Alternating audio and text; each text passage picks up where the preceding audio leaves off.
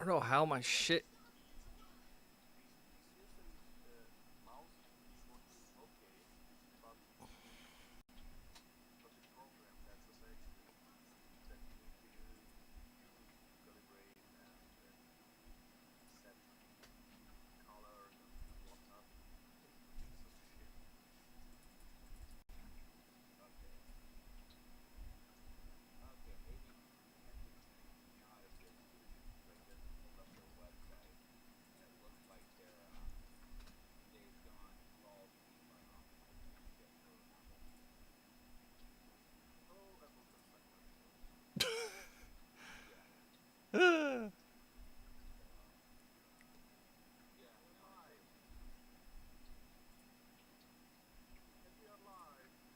We are live as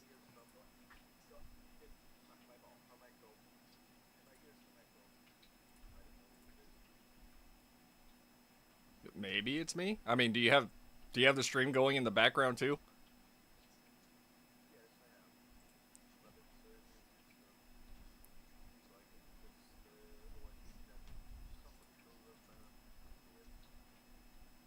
I don't think it's me. Pug, you got an echo?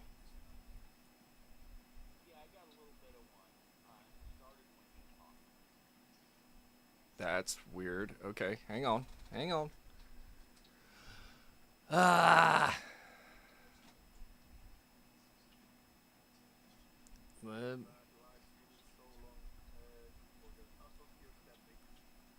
Well, I literally had to fucking redo everything. So maybe let me see. Let me see. Let me see what it's picking up.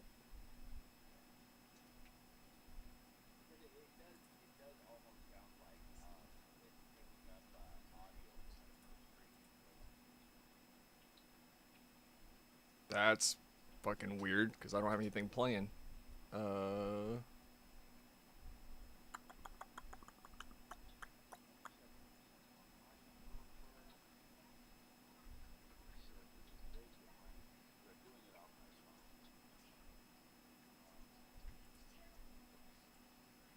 Dang. Okay, no. Wi-Fi on my phone is off, and that being on is usually what causes it on my end. is there still an echo? No, but it sounded like Bug had a, I don't know, a half a second delay, and it was a very rapid echo. Okay, let But me see here. Let me. Do you still hear an echo with me, Metro? no, with you I don't hear anything. Okay, so Good. it's Pug. What? The echo there was no echo from me when you dropped out just now. Okay. Wonder why. Hmm. I mean, now we don't have an echo, so All right, well maybe should it's be fixed. Who okay. cares? It might have been a connection issue, I but mean, hang maybe on. it might be a Discord issue. So Yeah, whatever it is, Metro says it's Yeah. fixed, so we can keep going. What's up, guys? Um. Me.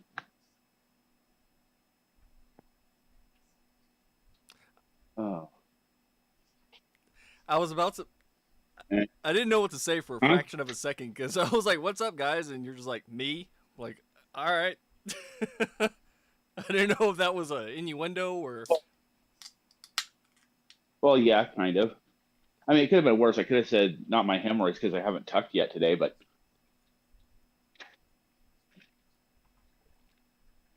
It's fucking gross, bro. Ugh. So I was debating how to kick this off because I didn't know if I wanted to just lay into people right off the bat, or if I wanted to actually um, talk rationally to begin. if if I could, I think I know a good way. Um, I don't know how many people who are listening are familiar with habitual line crosser.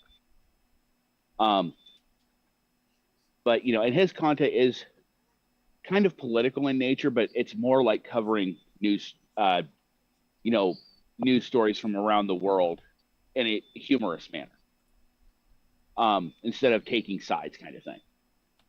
But his most recent video, he just flat broke character and just asked, "What happened to us?" He just straight out asked, "What happened to us as a country?" I mean, and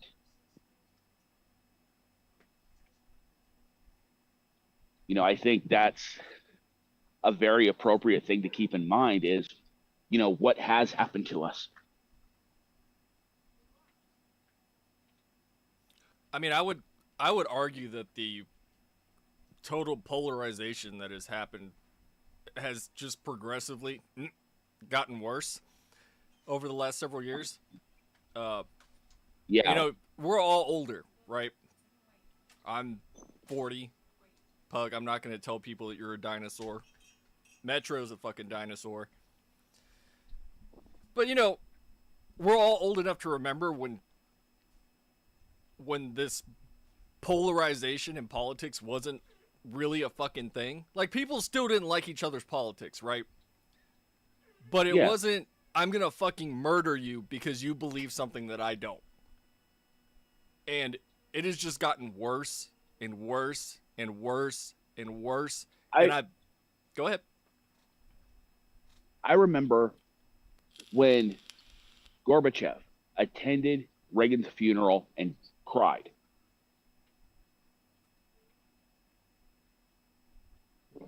Yeah, and I would even say that growing up, there were more events occurring that brought people together, like, countrywide events, worldwide events that would bring people together in the long run that have occurred in the last 10 years, right?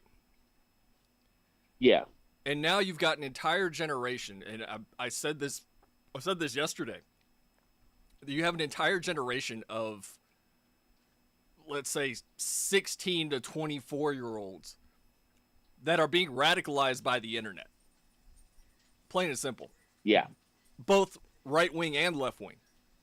You've got young kids that fucking hate the left, and you've got young kids that fucking hate the right, and they carry that into college, and then you get what you get, right? Yeah. And I said that last night. And I would say, I didn't see that video.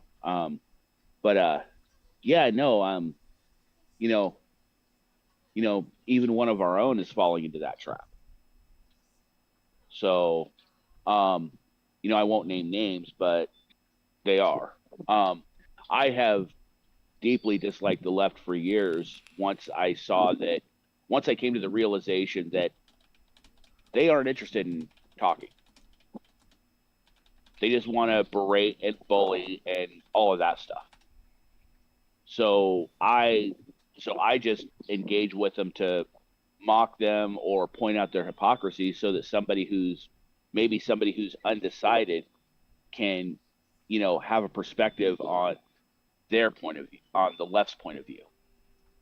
So, well, the problem is, once somebody has been radicalized, it's almost impossible to do that. Almost impossible. Well, no, because it is. I'm talking about the people. I'm not. I for years I haven't engaged the left.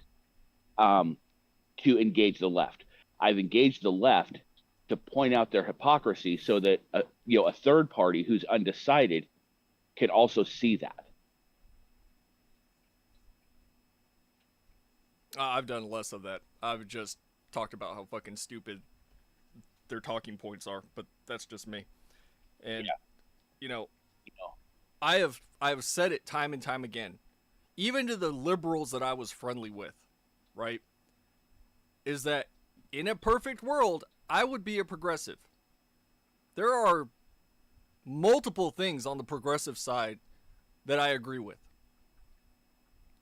But, you know, it's kind of hard to go that route if you have half of a fucking brain cell when you see that they genuinely don't believe the stuff that they are saying. And some of them do. Some of them do. Yeah. But then the ideology overshadows everything else that they say when they're like, yeah, we need to protect this type of person. Oh, but at the same time, all these other people belong in concentration camps and should be murdered. Your entire argument goes out the fucking window. It just does. Yeah. It shows you're a fucking hypocrite. Yeah. And that you just want your side to win. You don't actually believe the stuff you're saying. You just picked a party, you know, picked a group, and now you want to win on that side. That's it. Yeah. That's the realization that I came to years ago. And you know, yeah,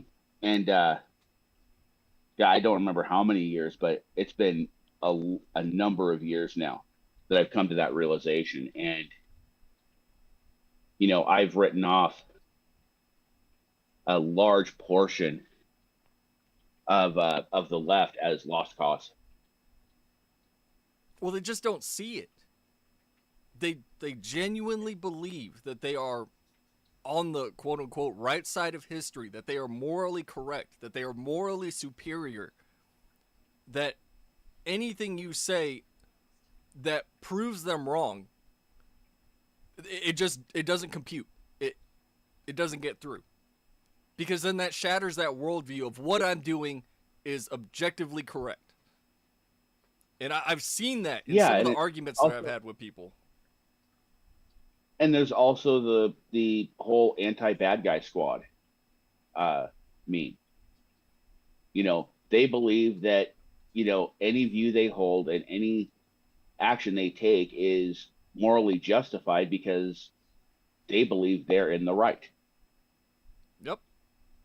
And I don't remember who it was that I saw yesterday say exactly that, is that they are perfectly fine calling people Nazis and fascists and whatever else because they genuinely believe that those people are Nazis, fascists. So therefore, anything that happens to those people is morally correct and justified. Yes, what you just said. I don't even ascribe that amount of, if you can call it this, good faith to them. I think, you know, I think that that they call you Nazi and fascist, so they have justification to silence you because you disagree with them. I'm sure that's part of it. And you know, I think the name calling is a means to an end. It goes back to Alinsky's rules for radicals: dehumanize your opposition. Therefore, any action, you know, and thereby any action will be justified.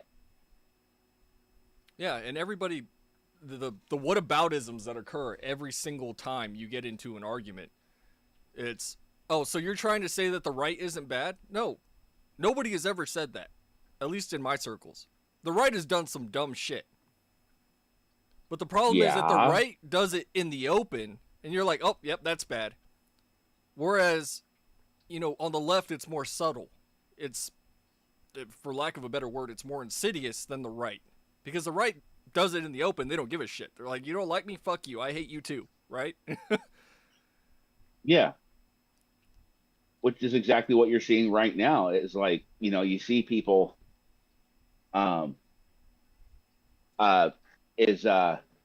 you know, you're seeing a lot of people on the right just finally come to the realization, you know what, fuck these people, you know, and they're saying it right out in the open.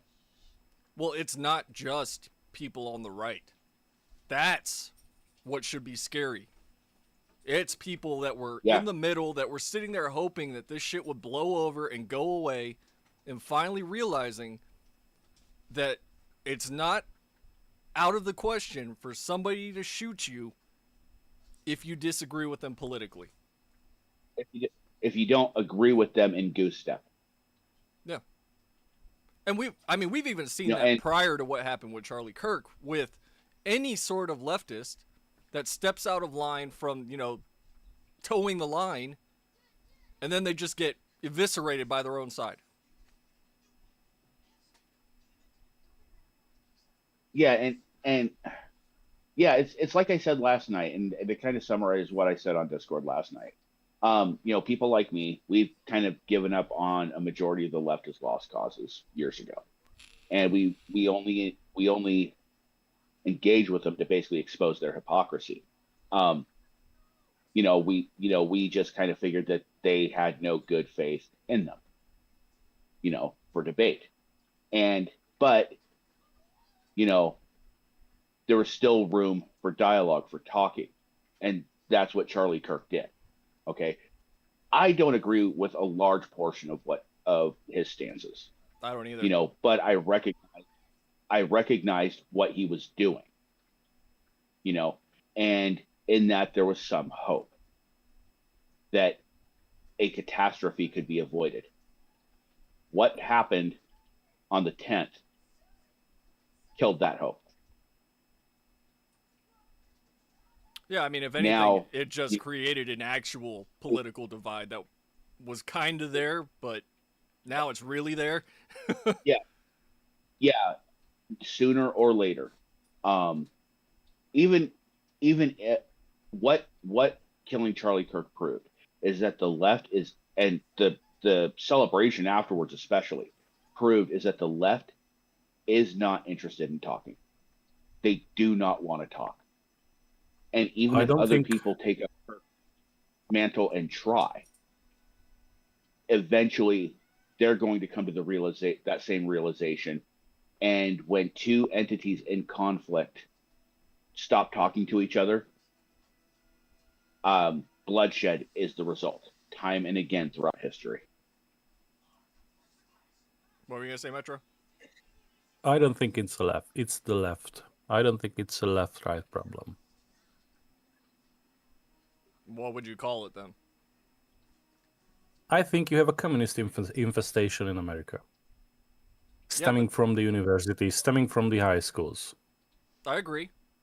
Oh, they've ingrained themselves in the left, though. Yes, and I'd say, based on some reaction, I'm hopeful that in the near future we are going to see the left distance themselves or burn with it. And I don't think that calling these people leftist is conducive to dialogue. I think we need to name them as they are. The new red god. Because if you studied your history, you know that the most fervent proponents of Mao's Little Red Book and Great Leap Forward were the 20-something or younger university students and high school students who reported their own parents for hiding grain, hiding rice, and who were first in line denouncing their teachers, their parents. So, calling these people leftist is letting them hide within the within the left. Naming them communist as what they are is putting the bullseye on the actual target. I agree. You're right. You're right. The problem with that is that they proudly wear the label communist. And I don't give a fuck what they think. So I mean, the association with them has to be made toxic. And they done a really great job convincing, I'd say, Middle America that these people, these teachers, these university students are not to be fucking touched because they are toxic. And if you step out of line from their delusions, they are ready and willing to engage in physical violence. And this is the message that has to be broadcasted to, well, anybody that is willing to listen. That these people are not to be trusted, these people are not to be engaged with, and these people are to be made pariahs. Yeah, I don't think that's going to happen. It might happen coming from the moderate and right-wing side of things, pushing for that, to excise communism from, or try to excise communism from the country. But I think right now, and this is where it's kind of muddled, at least on the U.S. side of things, is that it sort of commingles. Whether you're a progressive, whether you're a liberal, whether you're a communist, whether you're a soc dem, whether you're socialist, whatever label they want to put on those, right? Is that now it's getting harder and harder to tell the difference between who's what, right? Now, don't get me wrong. There are a few liberals that are flat out saying, yeah, I'm not a communist. Fuck communists, right? But then you have the rest that are. It's not a question of whether or not you subscribe to something. It's a very simple question of, are you okay with debating your political opponent, or you want to destroy them completely whole? And if you say that you want to destroy a political opposition, you are not part of any discussion. You are out. I mean, that's fair. You don't need to pull these descriptions out that it's sock dams, it's communist, it's this, that, or the other. Are they willing to work within the system and discuss ideas and work within the marketplace of ideas, or they want to force their ideas because their ideas are batshit crazy or unenforceable? And if they want to force something, they are outside the democratic plane. Yeah, and it's that simple. There have been a few Democrats that have been saying exactly that. And believe it or not, I think Fetterman was one of the ones that was trying to say exactly what you just said. And of course, he was being eviscerated by his constituents just for doing that.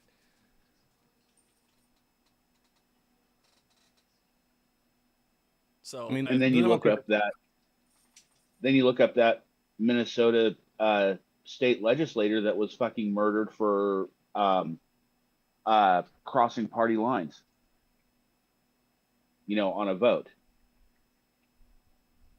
Yeah, and no, I mean, I get where Metro is coming from and what he's saying in terms of just completely disavowing and being like, yeah, if you're going to behave this way, then you should be removed.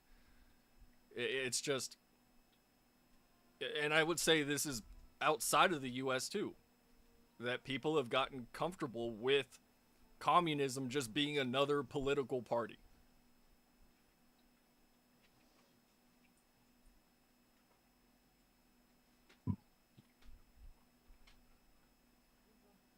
And I mean, where was it? I can't even remember when it was that it was happening. That they were having just open rallies of communists in New York and then up in Canada. And there were thousands of people there. Yes, because commies always promise free shit. Other people's shit. No fighting. I understand you were coming to Shadow's rescue, but no. But, I saw Oddball in the chat, and I was genuinely surprised by what I saw coming out of the UK yesterday. Of, the police standing in these people's way and just getting completely bowled over by the people that were just marching in a street. I mean that Yeah, that British police, that Metropolitan Police, is not something that was 10 or 15 years ago. He attacked Shadow. She came to Shadow's rescue. So Well- of course it's possible to bowl them over because I'm sorry to say that, but they are filled with diversity hires and other quota hires. So my I mean, if And I can my- pick up a policewoman in full kit and slam her onto the ground, she's not fit to be a policewoman. She's not fit to enforce the law. Because I'm sorry, but the enforcement of the law is always dependent on the threat of violence. And if you can't be violent, you can't enforce shit. You will be forced to endure shit. And if you employ people that can't enforce something because they lack the physicality and the mentality to do that, you've got an incompetent police force. And that's what the Brits have built in the past 10 years. That's why they were complicit in the rape gangs. Because they were either participating in it or actively covering it up, because prosecuting them would make prosecuting the immigrants for raping British girls would make the police look bad, and would make the council look bad. I mean, They excised competence and invited the rot, and now they have what they have.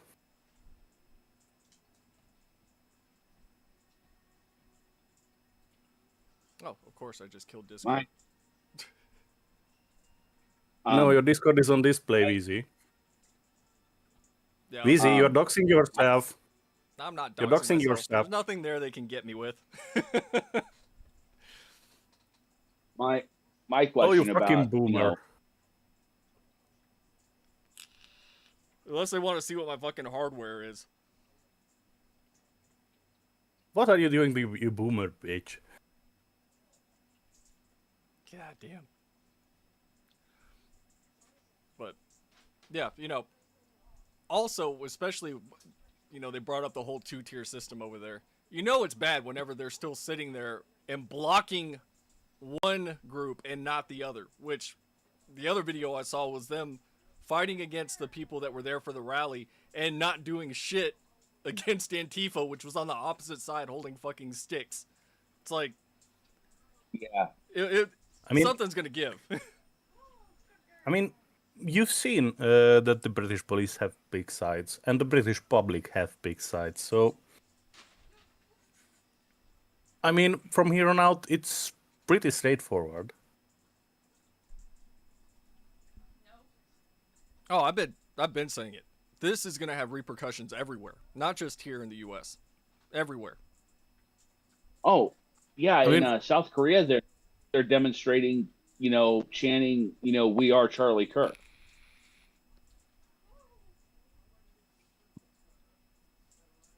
I mean, listen, the best news I've seen was effectively the muzzling and regulation of active duty service members.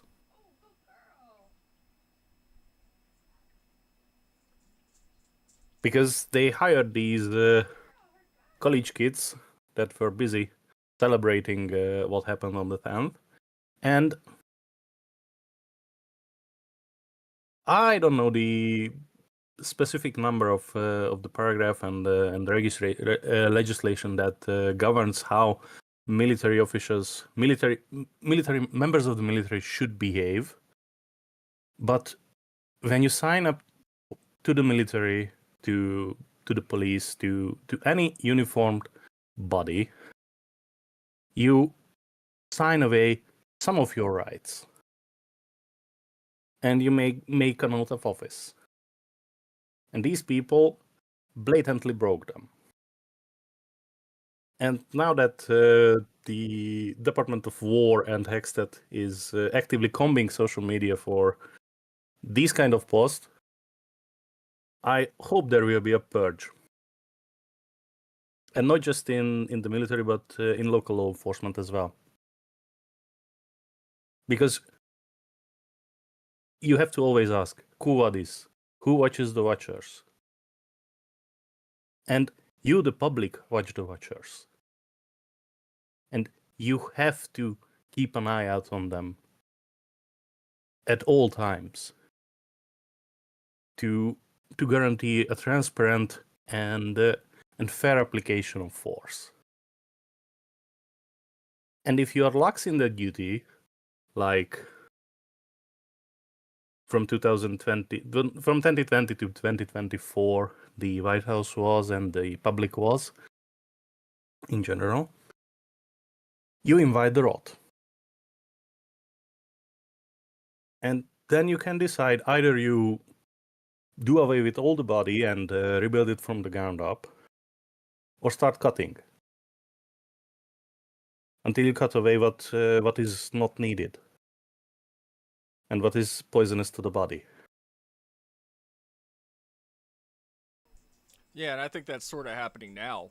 And I think it's sort of a wake-up call to the quote-unquote normies, right? Because a lot of these people didn't realize that it is in the institutions, that it is college professors, that it is elementary school teachers, that it is nurses, it is doctors, it is all of these things. It is in elected officials. And politicians, elected officials. Yep. It was there to begin with. We all knew it, right? We've all seen it. But now that it's being put out in the open, that these things are being brought to light and people are just plastering it everywhere, now people are going, wait a minute. You're telling me that this nurse over here says that Republicans deserve to die? And that just so happens to be the hospital that I went to last week? Like, you know, it's kind of an eye-opener. I mean, it's not an eye-opener. Yeah. It should scare you to death. Because what happens if these people, during your hospital visit, troll your social media and find something they don't like? What stops them injecting your IV line with, I don't know, with oxygen? What stops them? Fucking nothing. These people have no place in society, and I don't care how young or how old they are. They should be excised from it. Made to live in destitute, in poverty, till the end of their days. And maybe if they crawl back on all four and beg and plead, maybe then let them back in, but not really. I would say don't make the mistake. Don't make the mistake of trusting them again, because they already showed who they are when they thought they could get away with it. I would say not even then, because those are the same people who, you know, when you apologize, they just come down on you harder. Yes, I agree. So I would say, okay, hey, guess what? This is the treatment you extended to us, so we're going to extend to you the same treatment. I mean, you don't need to justify anything to them. You just need to show them the door. That's there. Well, go there. You're not welcome here, and if you stay here, we are going to kill you, because you don't deserve. You have no place in polite society. You made sure of that. You show us who you are, and you show us, and you've shown us how you would treat others if you had power. Yeah, that's kind of already happening, especially if you look all over social media. You've got people going, I had no idea that, this person I've known since elementary school is such a radical. And it goes back to being, this is kind of a wake-up call for people that aren't terminally online or don't sit there and focus on politics all the time. When, one of your Facebook friends or somebody that you're cordial with posts a celebrating party hat or something because somebody was assassinated, that kind of opens eyeballs, and you're like, wait a minute, what just happened?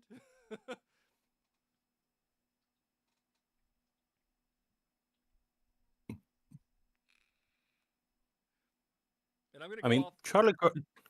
Charlie Kirk said that if you want to know the character of a man, look at them how they behave when somebody dies. I think you should also look at if you want to know the true character of somebody, you need to look at them when they have power or when they think they have power. Yeah, and before people think that I'm... Oh, go ahead. Just go. No, I was actually going to go off on a tangent before people think. And I have always maintained that I'm a moderate. I've always maintained that. I've never labeled myself right-wing. I've only ever been labeled right-wing by people that are not right-wing. But... by people who think Stalin was right-wing. Yeah, pretty much. But it was interesting to see yesterday, and y'all know that I was semi-cordial with Brianna Wu, right? And Brianna Wu, I would say, at least at the height of Gamergate, was a fucking radical leftist. Maybe still is.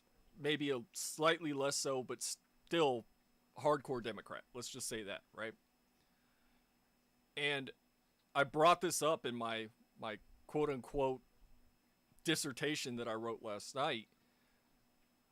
And I got blocked.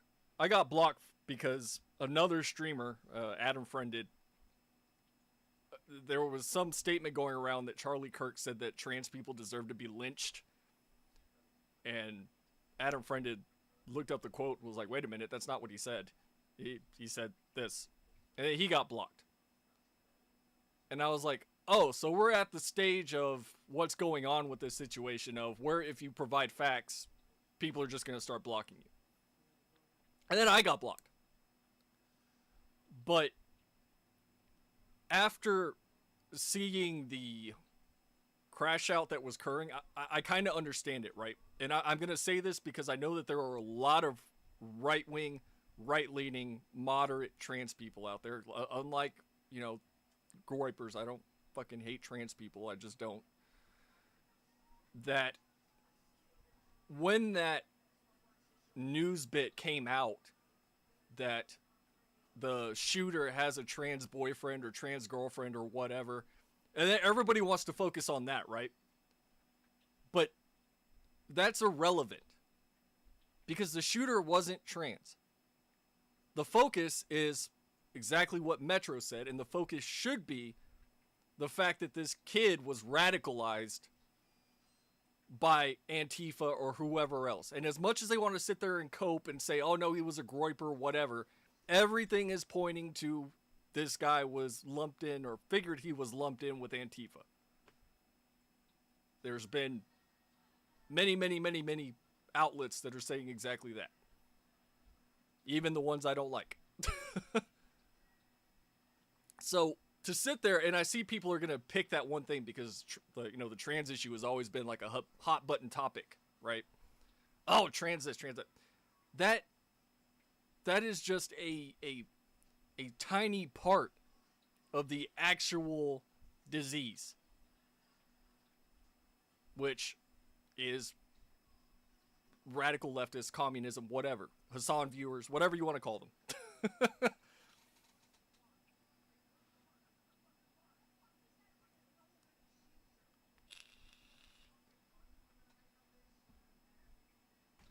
But yeah, and then freaking out that, oh, this is going to make it better or worse for trans people, whatever. Again, that I understand it. If you were trans, why you would be worried. But at the same time, that should not be the focus for anybody right now. I mean, the focus should be how did a repressed gay 20-year-old from a religious Republican background get radicalized in 1 year flat to kill? Well, as you put it, that's part of the communist Marxist playbook.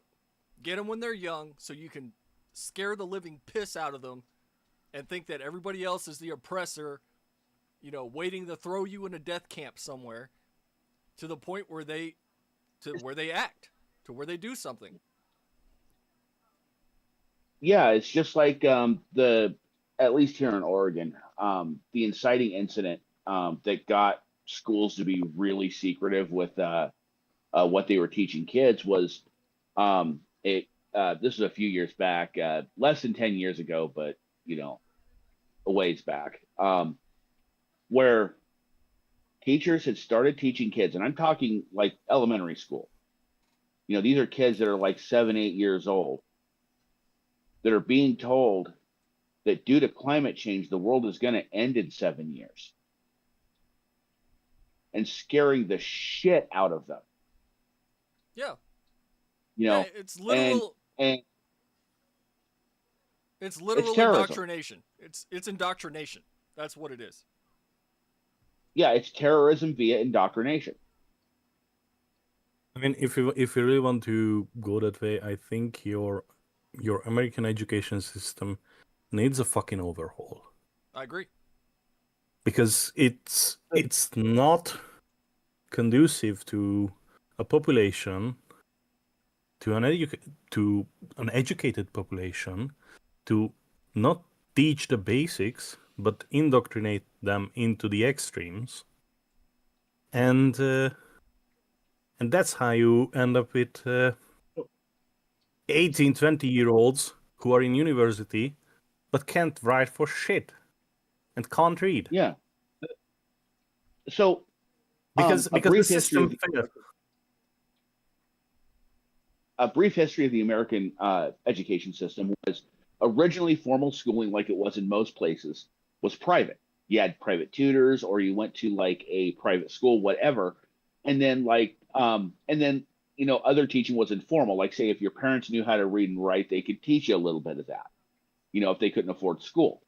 Public school originally came out as, different states, and it was kind of a staggered implementation as each state saw that it was a good idea. Their own public school system to teach the very basics, how to read, how to write, how to do math, because that was being seen as largely a more necessary thing as technology advanced, as the Industrial Revolution progressed. And then somewhere around the late 20s, early 30s, it underwent a transformation from education to training children to be part of a workforce. And that's where it went downhill.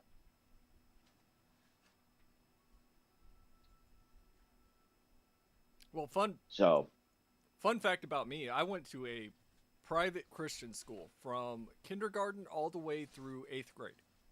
The whole way. And even being in a Christian school setting, the focus was less, and of course this was the 90s, when the 80s into the 90s, right?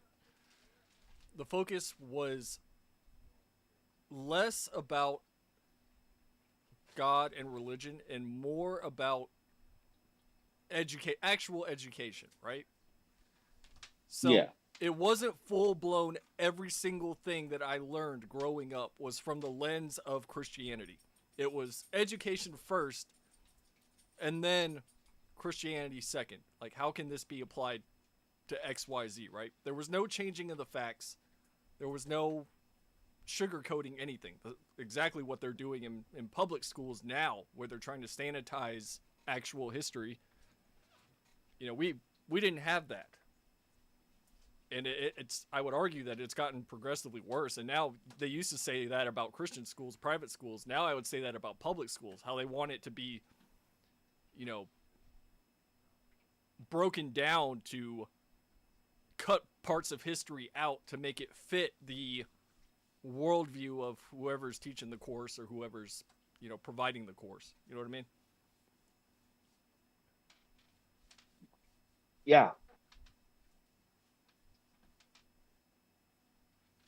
So there's that. I mean, why do you think Austin was ideologically captured so fucking quickly?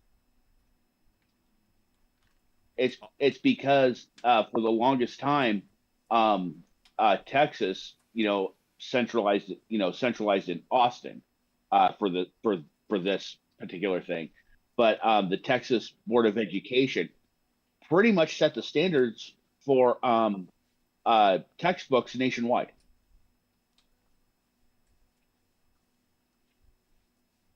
I mean, for a very long time, they did. Yeah, and I would argue that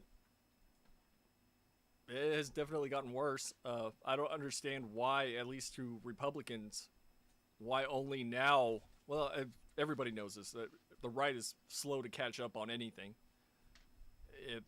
Only now are they starting to take a look at the actual institutions, right? And all it took was a second Trump term for it to even start happening. Yeah.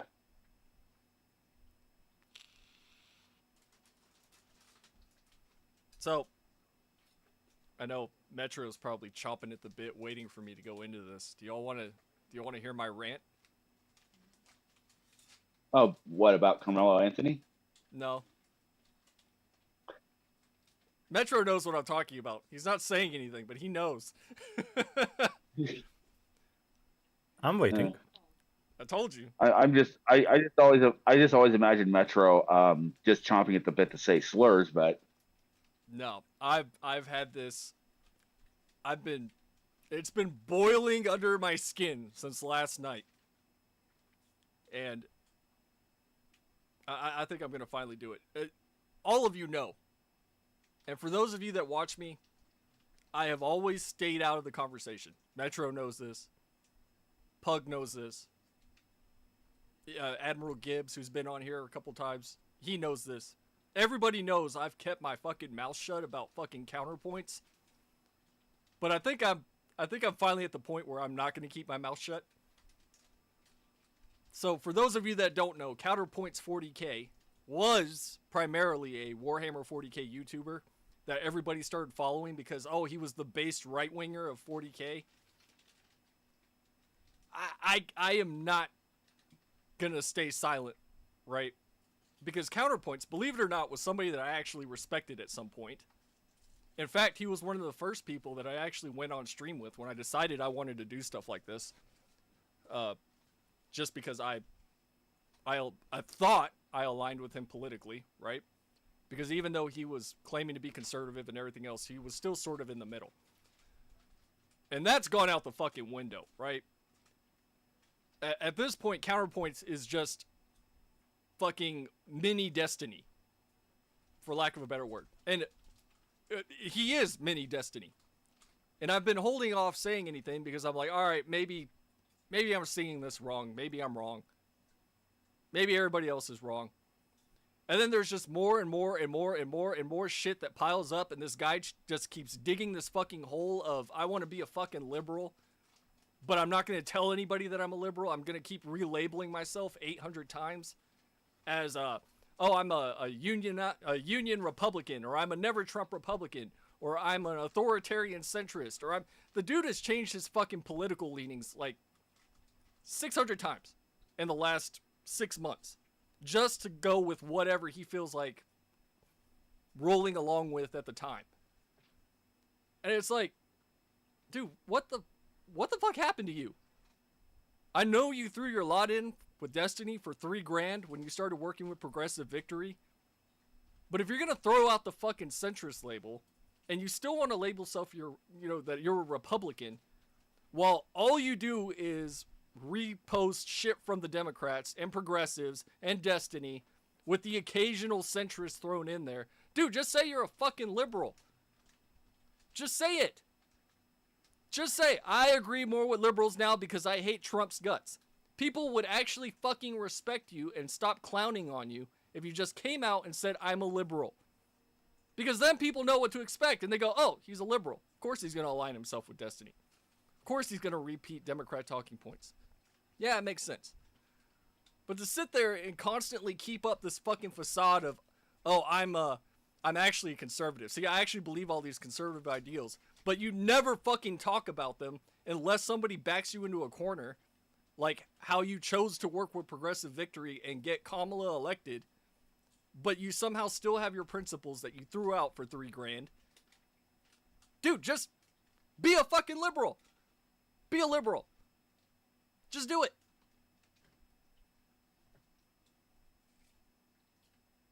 Rant over. You know, I'm always surprised how cheap these people are. I mean, don't they have jobs? No. He did. Now he's a full-time streamer, I guess.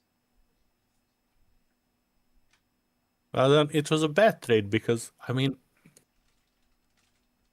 for $3,000, I make that much in a month. Yeah. And I'm not overworked. Same. And I didn't have to sell out either. Yeah. Yeah, and I can buy the shit I want and can live comfortably, and I don't have to, I'm sorry to say, but I don't have to suck political dick to guarantee my living. Dude, he flat out said it. He flat out said it. He said, I need Destiny to be politically relevant. He flat out said it. He said it. I need him. Why? He was doing fine on his own. Like, are you that fucking self-conscious that you think you can't make it on your own? You gotta ride the coattails of a fucking unhinged shitlib that's perfectly fine talking shit about dead kids? Like, that's the route you want to go? Why?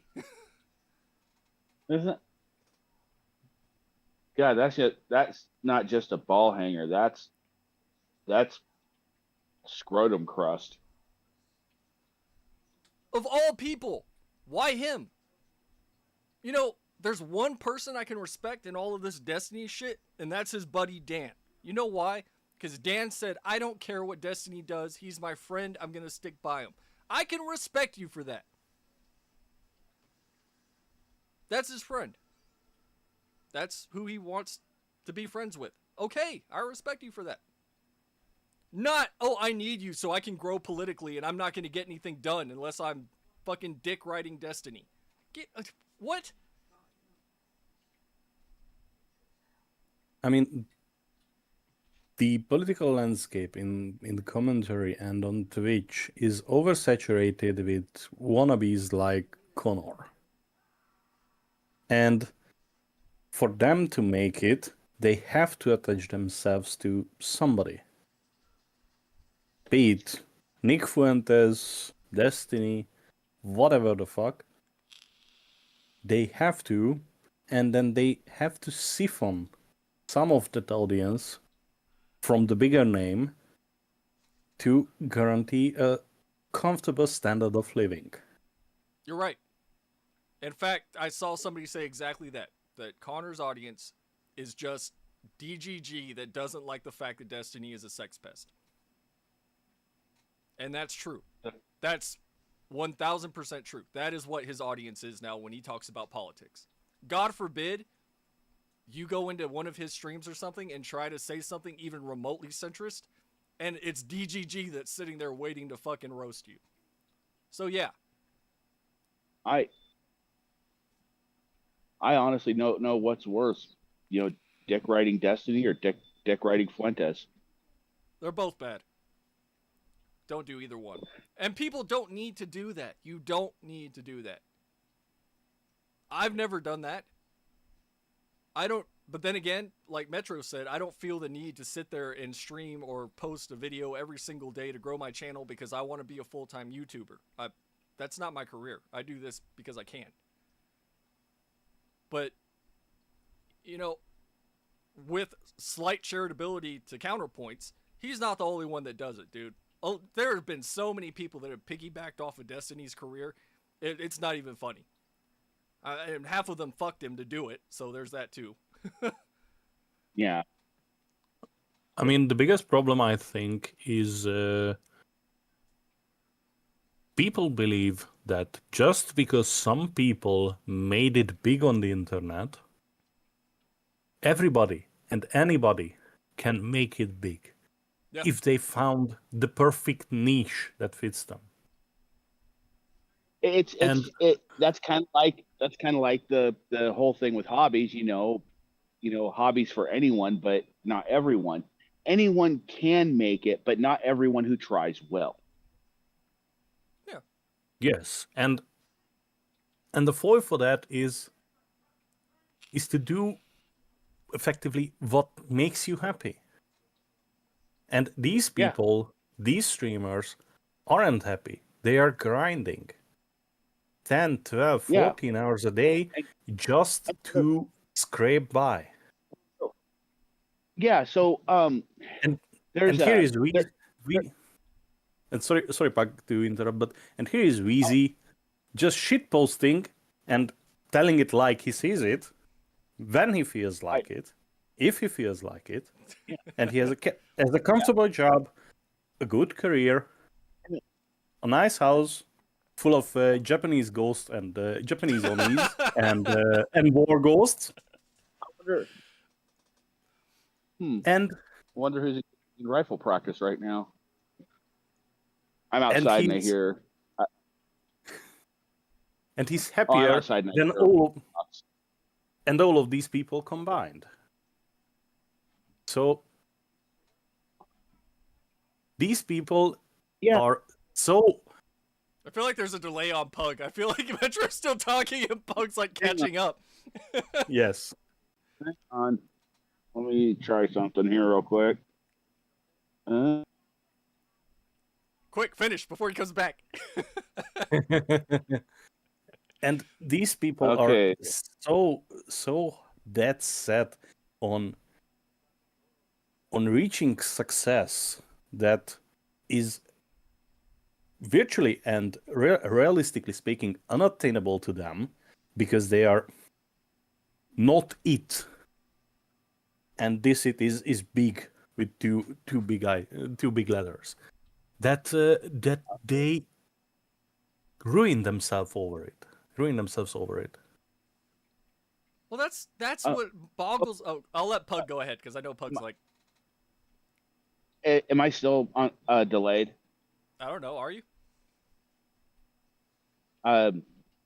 No, it doesn't sound like it from your end. No, it doesn't sound like on my end as well. Okay. I just left the chat and rejoined. But no, I was gonna bring up as an illustration of one of these people. I just kind of like check in on what he's up to to see how much more of a train wreck he's become. But there's a figure who was actually pretty major in the internet blood sports era called Ethan Ralph. Yeah. And to sum up his the kill stream, bro. Kill stream, bro. No, that's the pill stream. The pill stream. Get your lingo.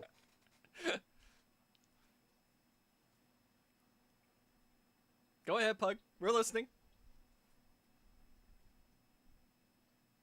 And we lost him, or he's muted.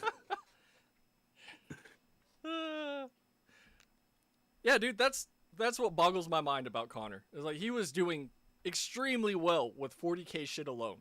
Extremely well. And it's like, bro, why did you do this? You could have made it on 40K alone. You didn't have to hitch your coattails to fucking Destiny. You didn't have to chase this audience. You were doing fine.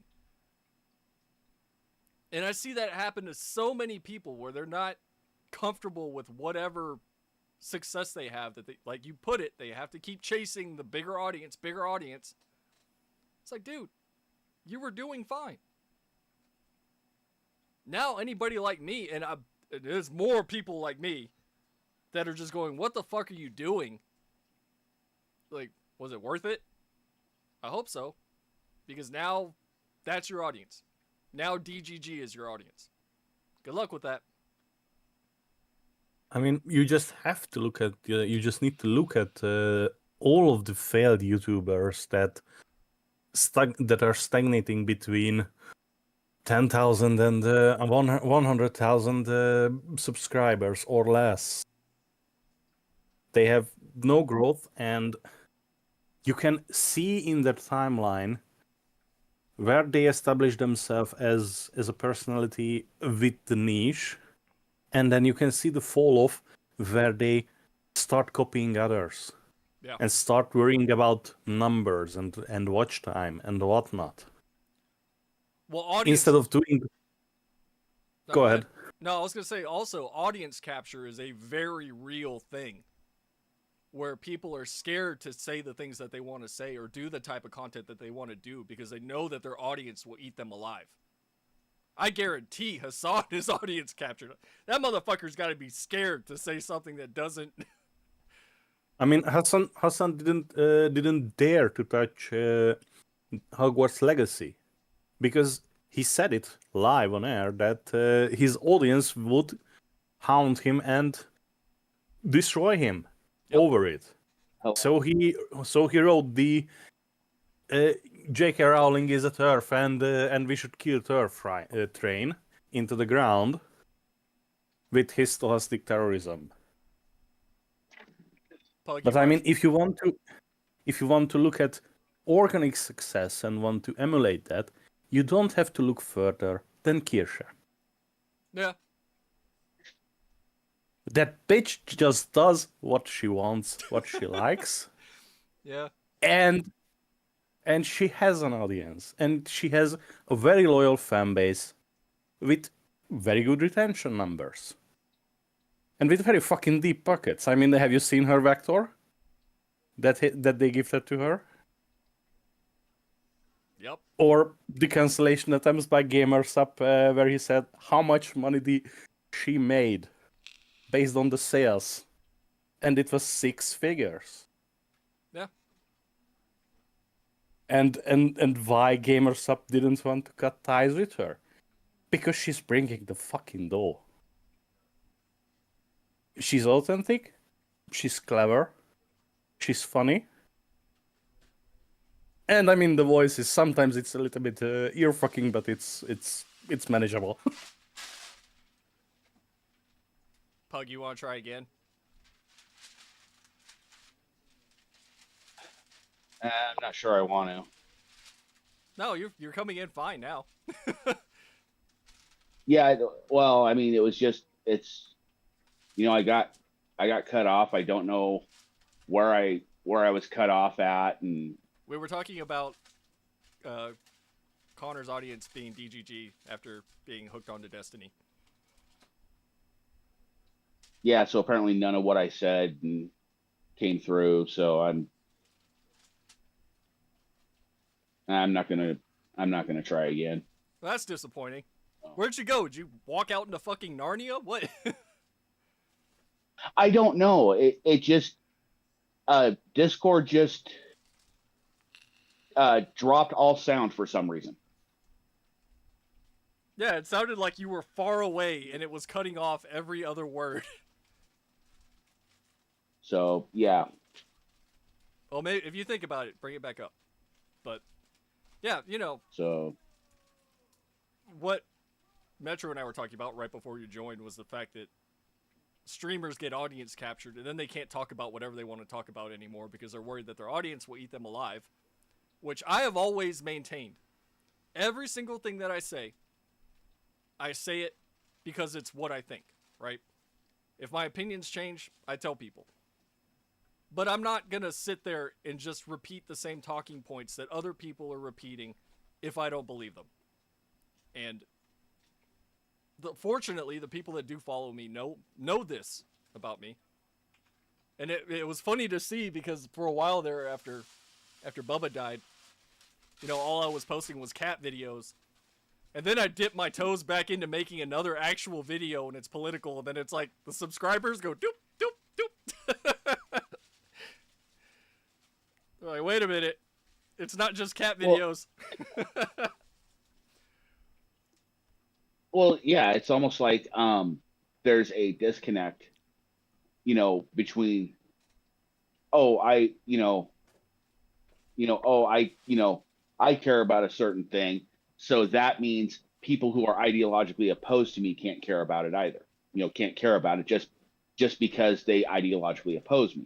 It's not a permission thing. It's a, I believe a certain thing. They're opposed to me. Therefore, factually, they cannot believe anything I believe. I have literally seen people say that. And okay, so my sister and I are, we both kind of be in the centrist category, but we're like reflections of each other ideologically. I'm kind of centrist right, she's centrist left. And we both care very deeply about animals. Okay. We adopted a kitten a few months ago and he was sick, and he was sick, and he ended up not making it. And my sister sat there when he died and held him for 2 or 3 hours. And it was one of those really upsetting things because the little guy just fought so hard. And I think it was a thing of, he fought so hard to live that he didn't have the energy left to live. Yeah.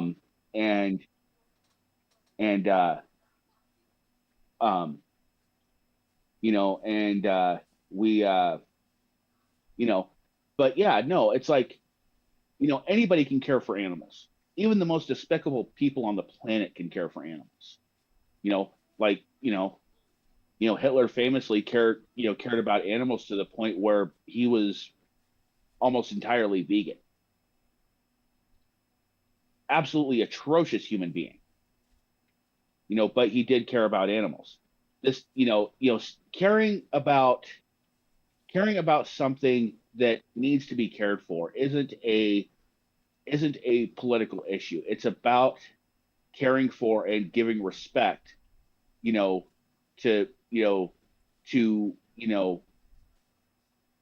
those that are weaker. And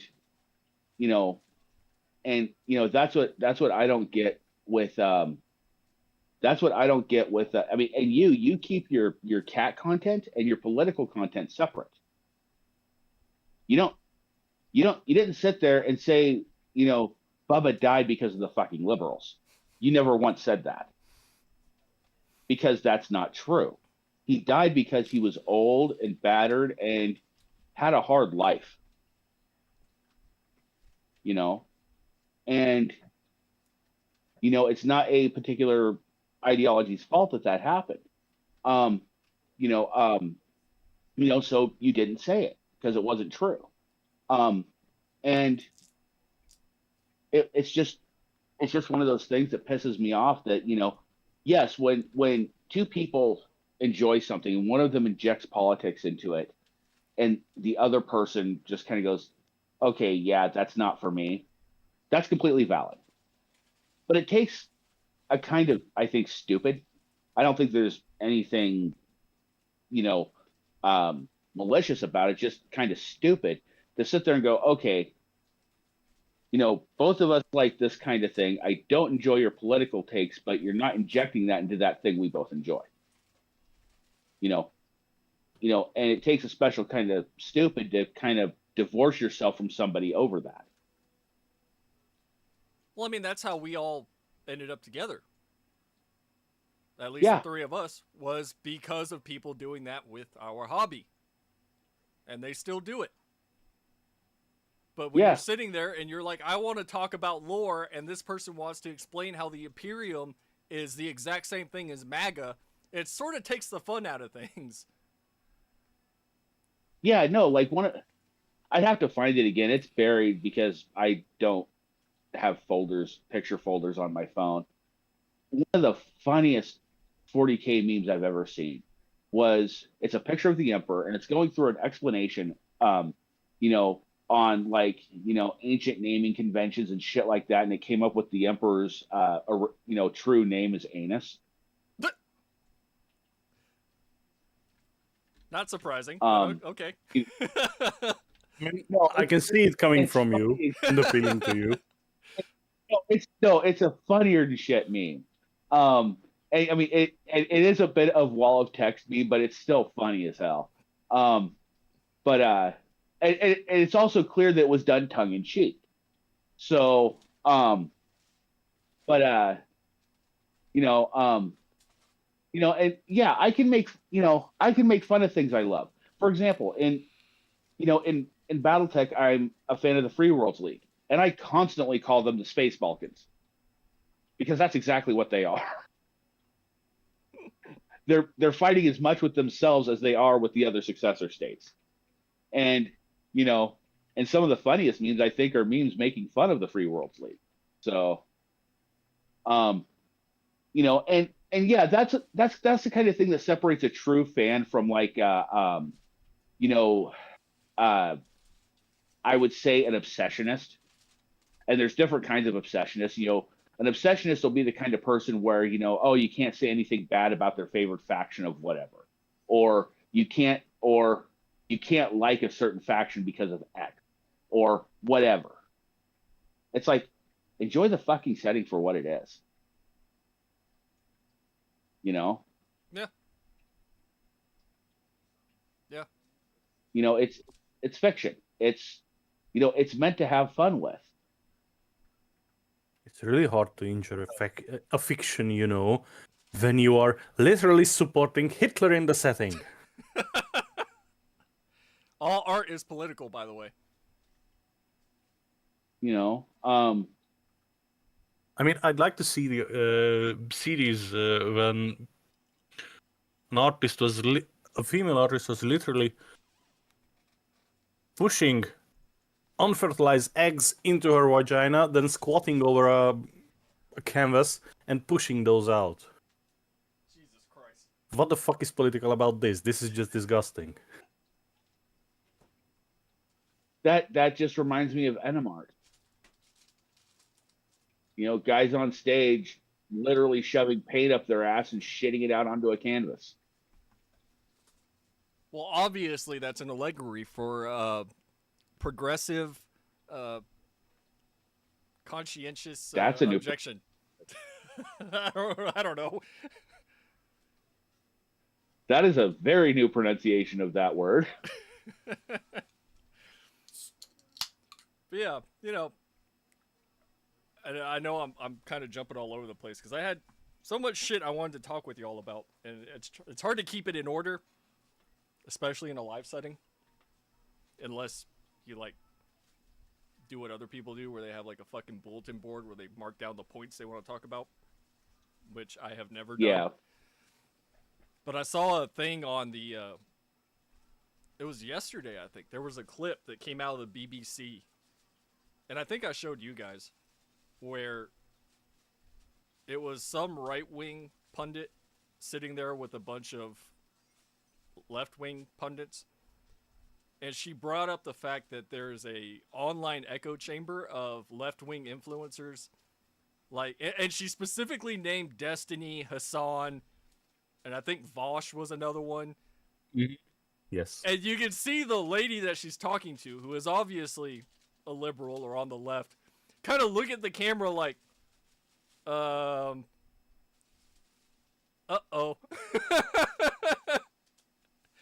Like, wait a minute. She just exposed them. What do we do?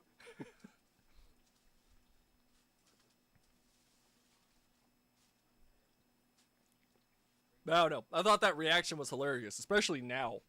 Now that everybody's paying attention, she was just kind of like, should she have said that? Should she have said those names? I mean, listen, if you don't name these things, name these actors, they are going to get away with it. Dude, have you And seen? if I'm piggybacking off your Go. point here, Metro, just so you can keep going. Have you seen the fucking press tour that Hassan's been doing since the shooting? He has been Yes, I've seen him. everywhere. Everywhere. Yes, I've seen it. And I think the American media needs to be sewed into the fucking ground. Because in the past 10 years, they weren't acting like news organizations. They weren't acting like unbiased reporters of news. They were opinionated. And not just in opinion pieces, but in news coverage. Yep. All over. In the last 10 years, they haven't done their civic duty of reporting the news unbiased, and all they did was stroke partisan fear. Yep. And division. And I think the majority of the American media deserves to be sewed into the fucking ground and made destitute. Yeah. Organizations that lived 100 years or more and were previously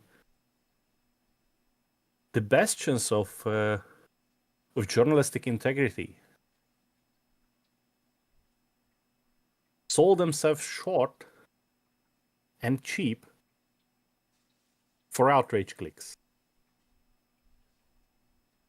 Yeah, no, I agree. I mean, I remember when it was a big deal that journalists reported on actual news, and journalists made Nixon resign effectively by breaking the Watergate scandal.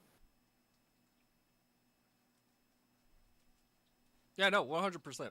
I've flat out said that the media is absolutely complicit in where we're at now in terms of political division. 100%. And side note, my grandparents are in their late 80s, probably early 90s at this point. I think early 90s. And every time that my wife and I have gone over there, they're almost always, because sometimes they're not watching TV, but when they are watching TV, it's usually on CNN.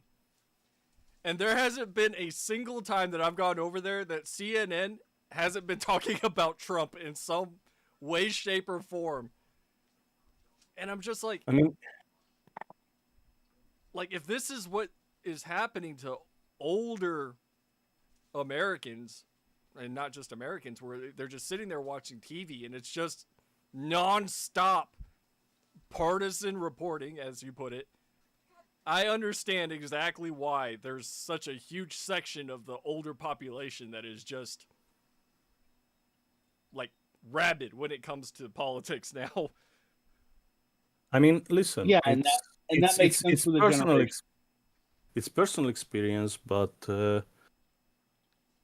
in Hungary, we had the same ruling party since 2010. So, for about 15 years, the same party, the same prime minister, the same talking heads. And before that, these very same people run the country for 4 years also, with a 4-year hiatus. And in that time, they were first time in power. They effectively captured the publicly funded state-run television. And from then on, the continuous propaganda for one party only was continuous. Non-stop, 24/7. And my grandparents were the same. Always with the TV on, always on the first channel that was this kind of content. And it took me, well, not really much, but I subscribed to a newspaper for my grandfather because I was tired of continuously arguing with him about politics, and told that, okay, you always read the gossip and you always read the news of the world type of newspapers. Here is something else, and it was not a liberal newspaper. It was not a socialist newspaper. It was a conservative newspaper. And for the last 6 or 7 years of his life, we had normal conversations about politics. Because he was old and he was content with the information he was getting. Yeah. Oh, you fucker. Sorry. Pug. And it took minimum effort to change that. What? I'm going to send you something that I want to hear your thoughts on. Okay. Oh, also, I found that meme and I linked it in Memery.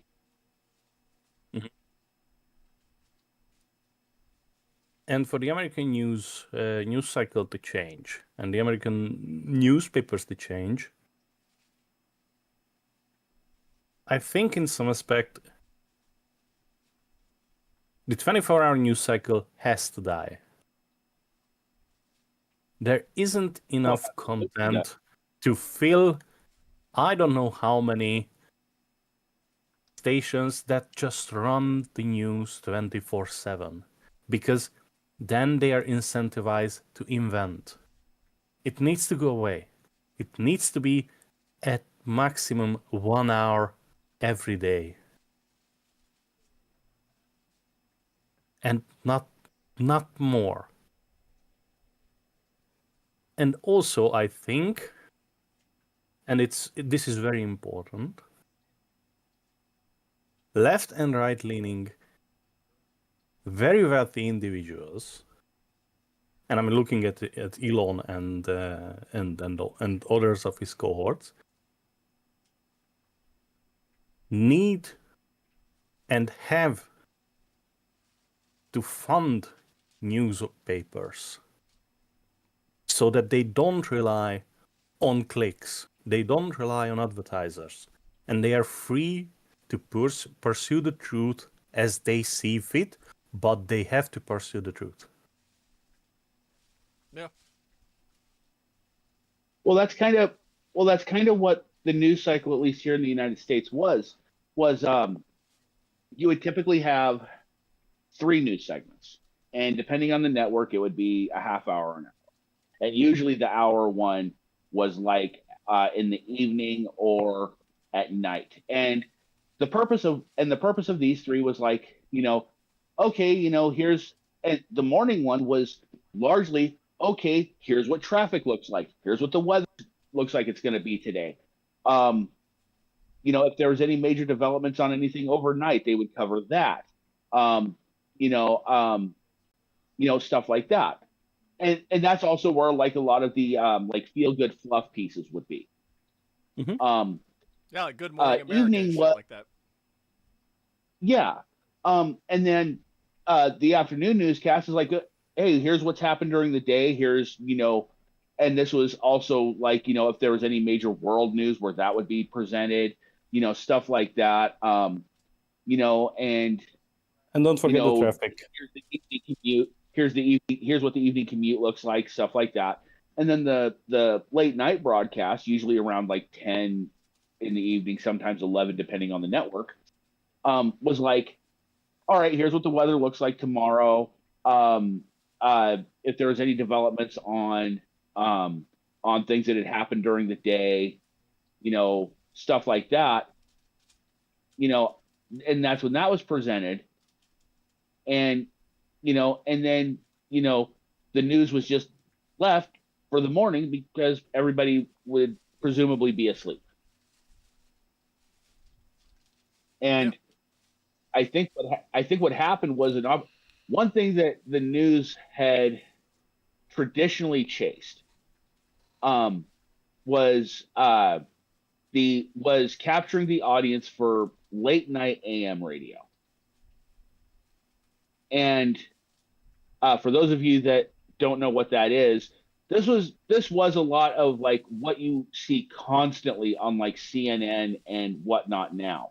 Political commentary, talk shows, shit like that. But a lot of it was like kind of weird stuff too. Like, this is where Art Bell founded Coast to Coast AM, talking about paranormal shit and stuff like that. And it was kind of podcasts before they were podcasts. And with cable news, they got the opportunity to take that slot, and they did. And it's been just a detriment to the news cycle ever since. Yeah.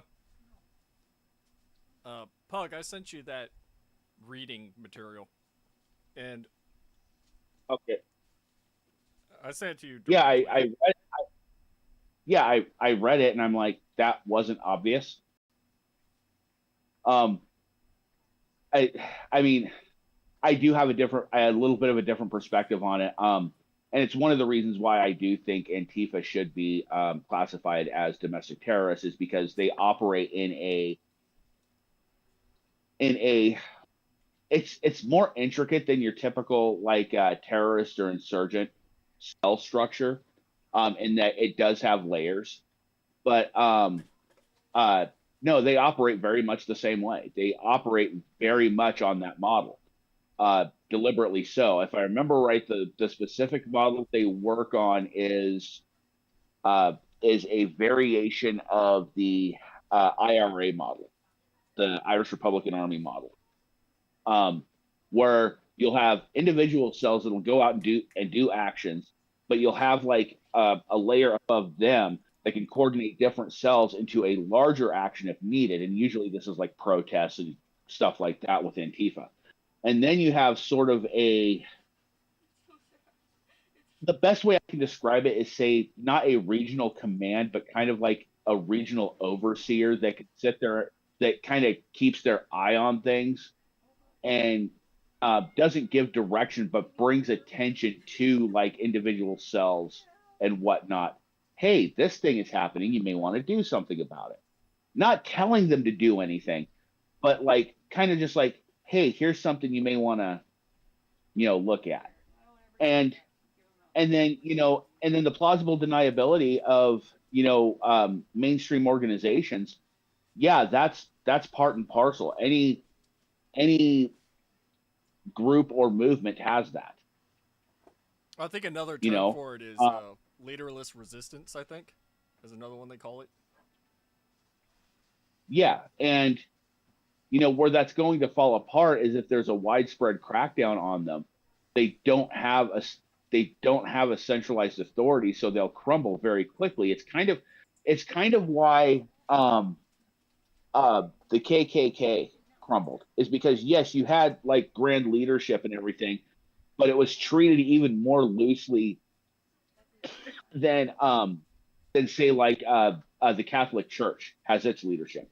Yes, the Pope is supreme, but people place more focus locally.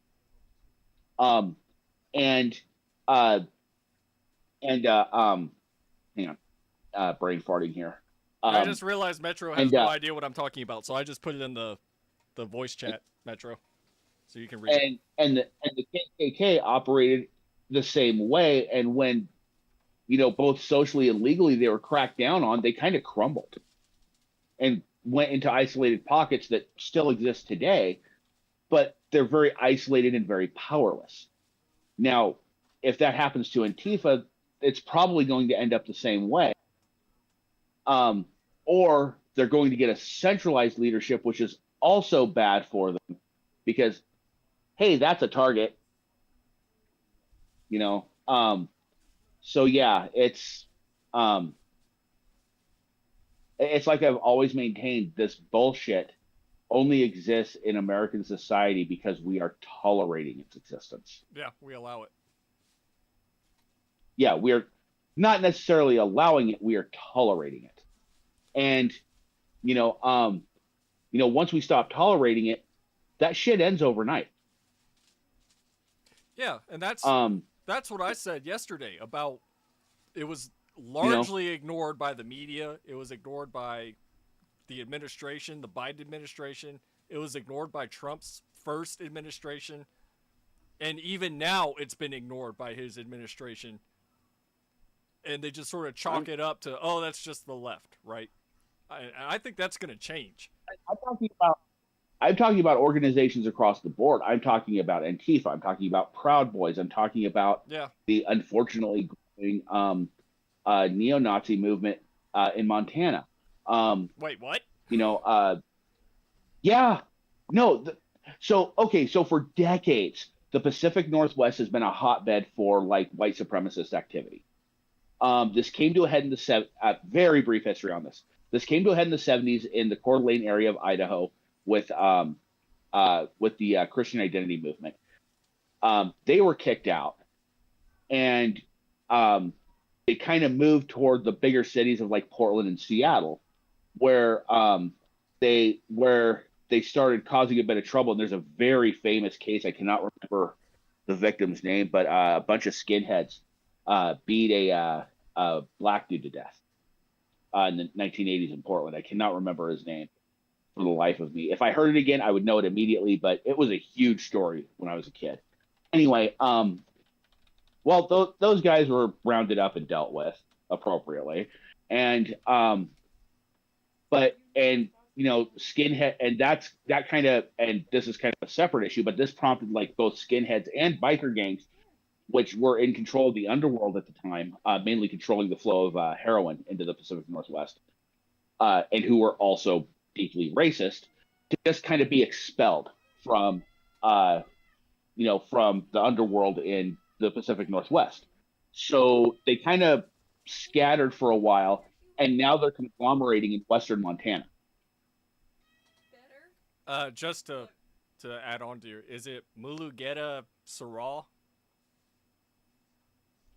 Is that the guy you're talking about? That name sounds familiar. Beaten to death with a baseball bat.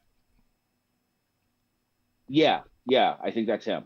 No, I mean, it was a vicious, fucking brutal murder. It really was the kind of thing that you would do to someone when you hated them.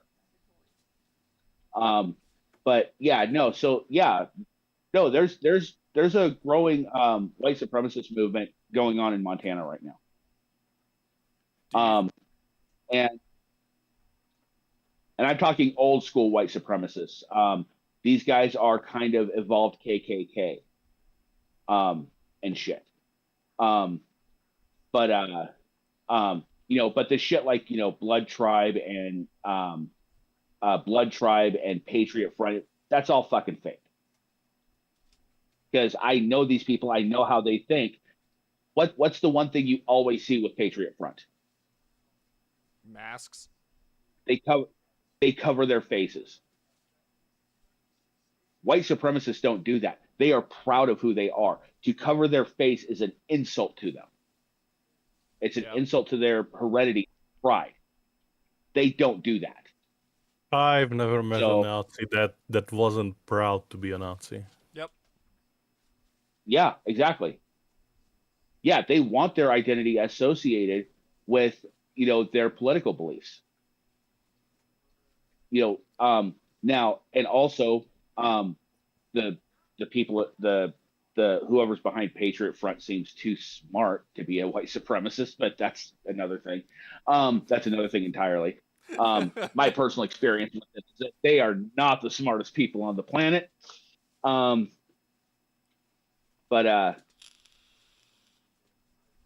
But yeah, no, like all of these groups, and they only exist because we tolerate them. But to go off of your point, you say it's growing. Do you think it started growing larger over the last couple years, or has this been a slow thing? This has been a slow burn because any movement like this, because a lot of these people are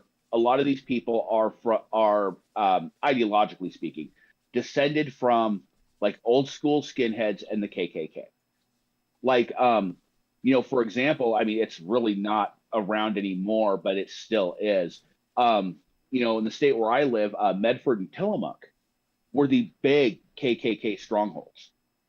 And uh, um, and they've kind of all left there, and they're all kind of like trying to find a place to unify, trying to find a place that maybe not accept them, but will tolerate. Yeah, will more tolerate them than not tolerate them. And Montana is big. It's relatively, per square mile, it's low population. They can keep to themselves. Yep. Stuff like that. So that's kind of where they've been kind of going. Plus the laws on like firearms and stuff like that. There, some of the surrounding laws enable them to do a lot of the things they want to do. Plus, right next door, Southern Idaho has a lot of open space for them to be able to say like practice in and shit like that. Practice, shooting or do whatever kind of imitation of war games they want to do, and maybe even spread out into that area. Also, it's kind of strategic for them if they decided to pull a, Far Cry 5, and that Eastern Idaho has a shit ton of nuclear facilities. But these stupid shits don't realize that they're energy research facilities, not weapons facilities. Two completely different kinds of materials involved for those two things. But anyway, but yeah, no, it's been a slow thing. It's not past few years. I imagine there's been some acceleration in the past few years, especially during Biden's presidency. But no, they've been slowly moving and growing a base there since like in Montana and to a certain extent the Dakotas since the late 90s. Well, that's something I didn't know. All right. Yeah, no, they've also taken a much more defensive posture too, which is probably why they haven't been making the news a shit ton.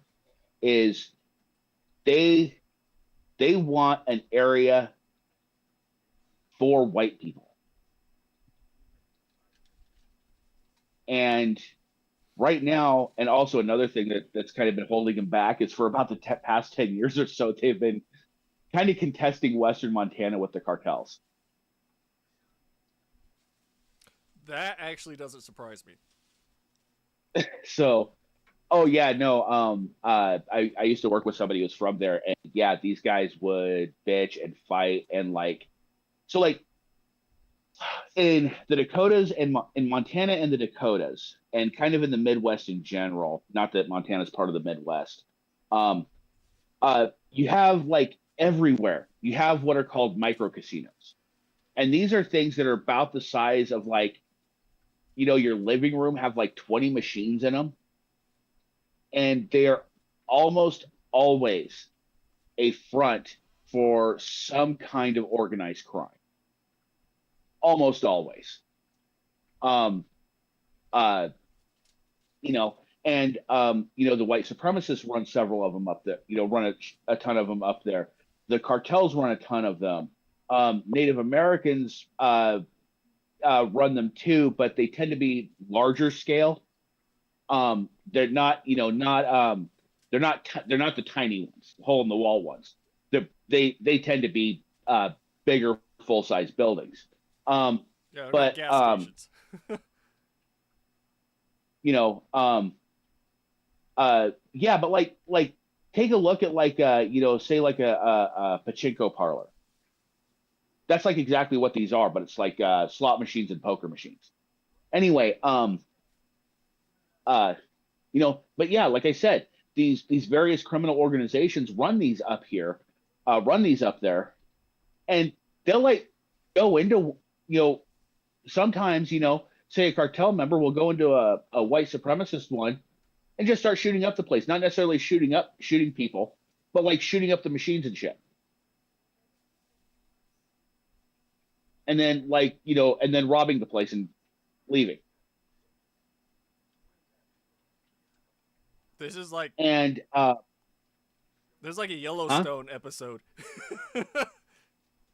Yeah, no, and no, that shit is still going on up there. It's not too terribly frequent, but no, it does happen. Hang on.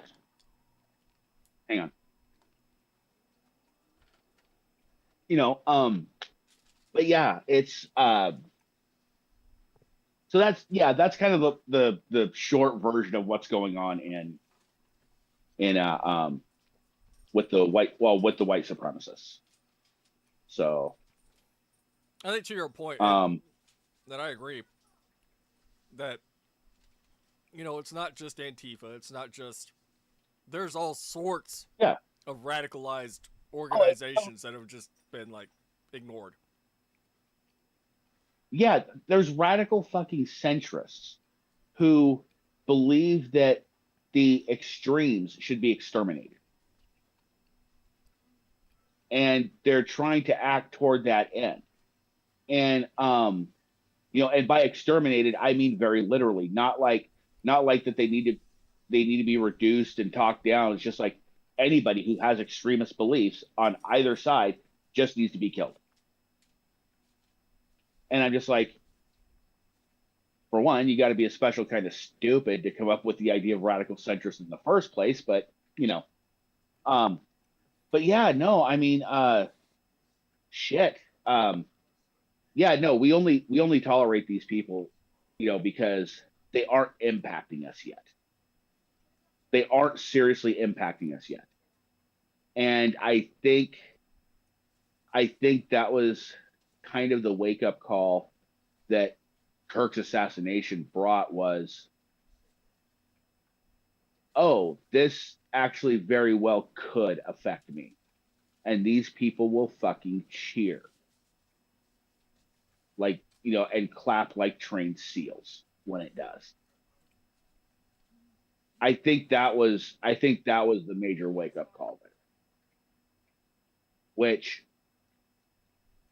in a way that kind of scares me, because that is going to cause a hard pendulum shift against a certain group.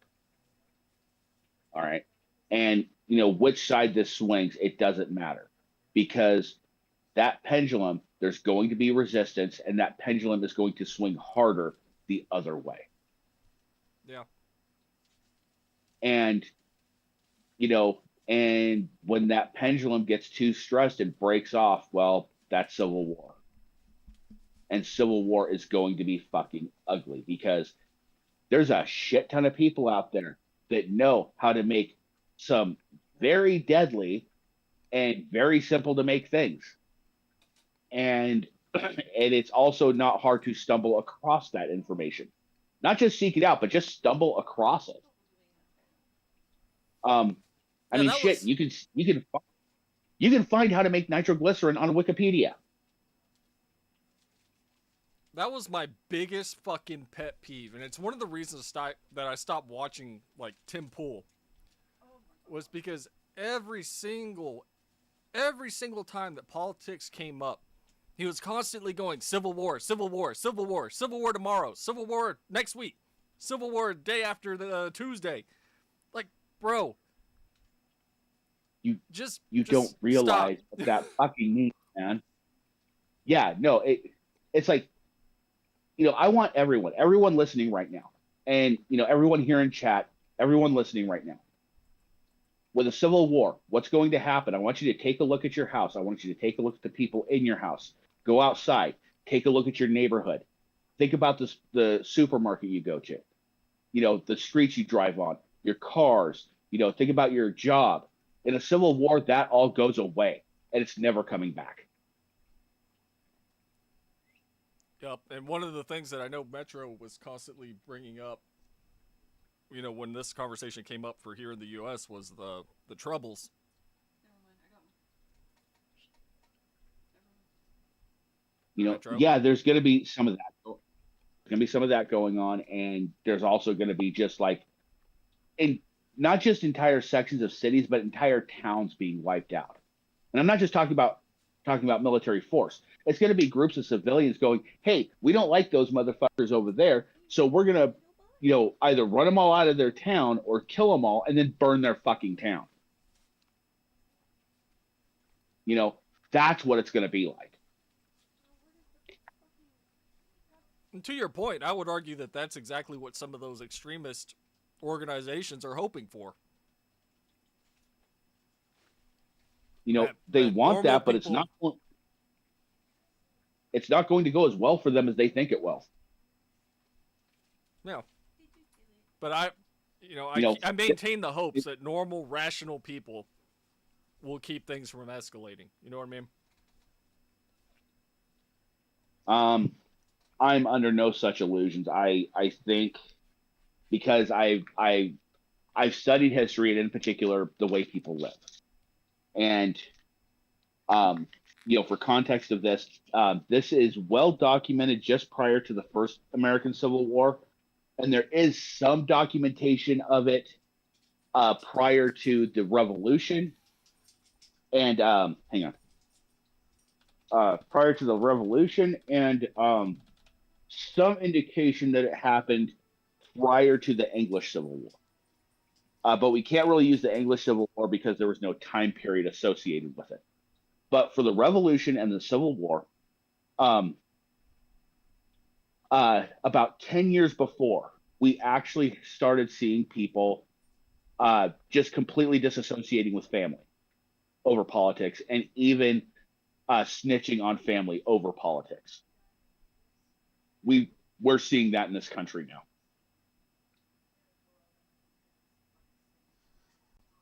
Yeah, it's kind of a scary thought. I mean, it was scary when it was happening, but now, a lot of the rhetoric that was coming from, and I'm trying to figure out how to say this diplomatically and without pissing off Metro with my use of the left. Of, streamers and TikTokers saying that you should disconnect from your family because they don't agree with you or they don't like what you're doing, and how that was becoming more and more acceptable to like teenagers and 20-year-olds to just, oh, I'm going to cut off my family and go live with a stranger because that stranger is saying all the things that I want to hear type of shit. You know what I mean? It's called grooming. Well, I mean, number one, kill TikTok. Kill TikTok because it's Chinese informational warfare. It's nothing else. Kill it, make it unavailable, make it so that if you download it through VPN, it will brick your phone, it will brick your hardware. Poison it.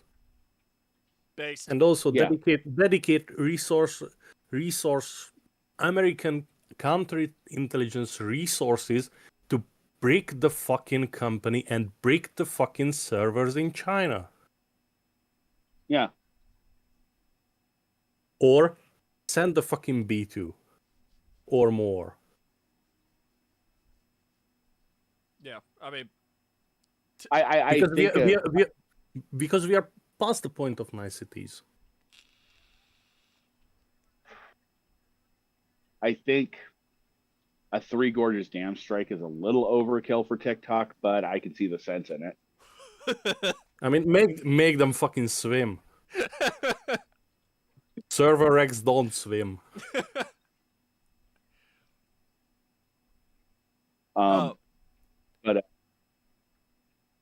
Shark asked a question. He said, "Do you think the current political environment would be more volatile if Kamala won? If so, how?" Absolutely, absolutely. I mean, Oh, very much, it very would be. much so. Huh? I mean, it would be because it would be a purity spiral. Yep. Because Kamala and the Democratic Party is beholden to their left wing, and nothing they would do would be ever good enough. They would to keep the momentum, to keep the support. They'd have to go further and further and further to the left. Yep. And nothing would be good enough. I maintain that it would be because having having a Democrat as president would embolden these people, and basically give them at least the illusion of institutional protection. And it would embolden them to more acts like this. And all it takes is the illusion, whether or not they actually have it. All it takes is the illusion of it to embolden them to more extreme action. So, I mean, you don't have to pretend that there is an illusion. If Democrats would be in power, they would be limp dick Democrats. I mean, just look at the Democratic Party as an entity. Who are the front runners? Who are the names that you recognize? Either, I'm sorry to say this, but either immigrants who are more interested in pushing the agendas of their home countries and who are not American, but who are, I don't know, Somalis and whatnot. Or, I mean, eventually the old mans who shit themselves while holding up a press conference. Bug, I'm gonna let you go, and then I'm gonna interject. Just a brief point, Metro. I used to work with just for something you said, kind of off topic, but I found it interesting that you used the plural of man as mans, and that seems to be something with non-native English speakers, because I used to work with an Egyptian who did the same thing. Just an interesting note.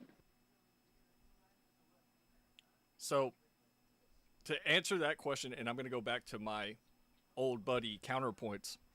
One of the reasons he said he's doing what he's doing is because he viewed Democrats as the lesser of two evils.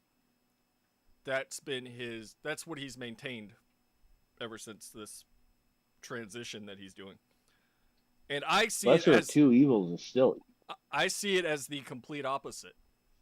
And I genuinely think, and both you and Metro, Pug and Metro, have said part of my point that I'm going to make, is that if Kamala had won, we were already heading towards emulating what places like the UK is doing now, what Canada is doing now, and I think we would already full-blown be in it.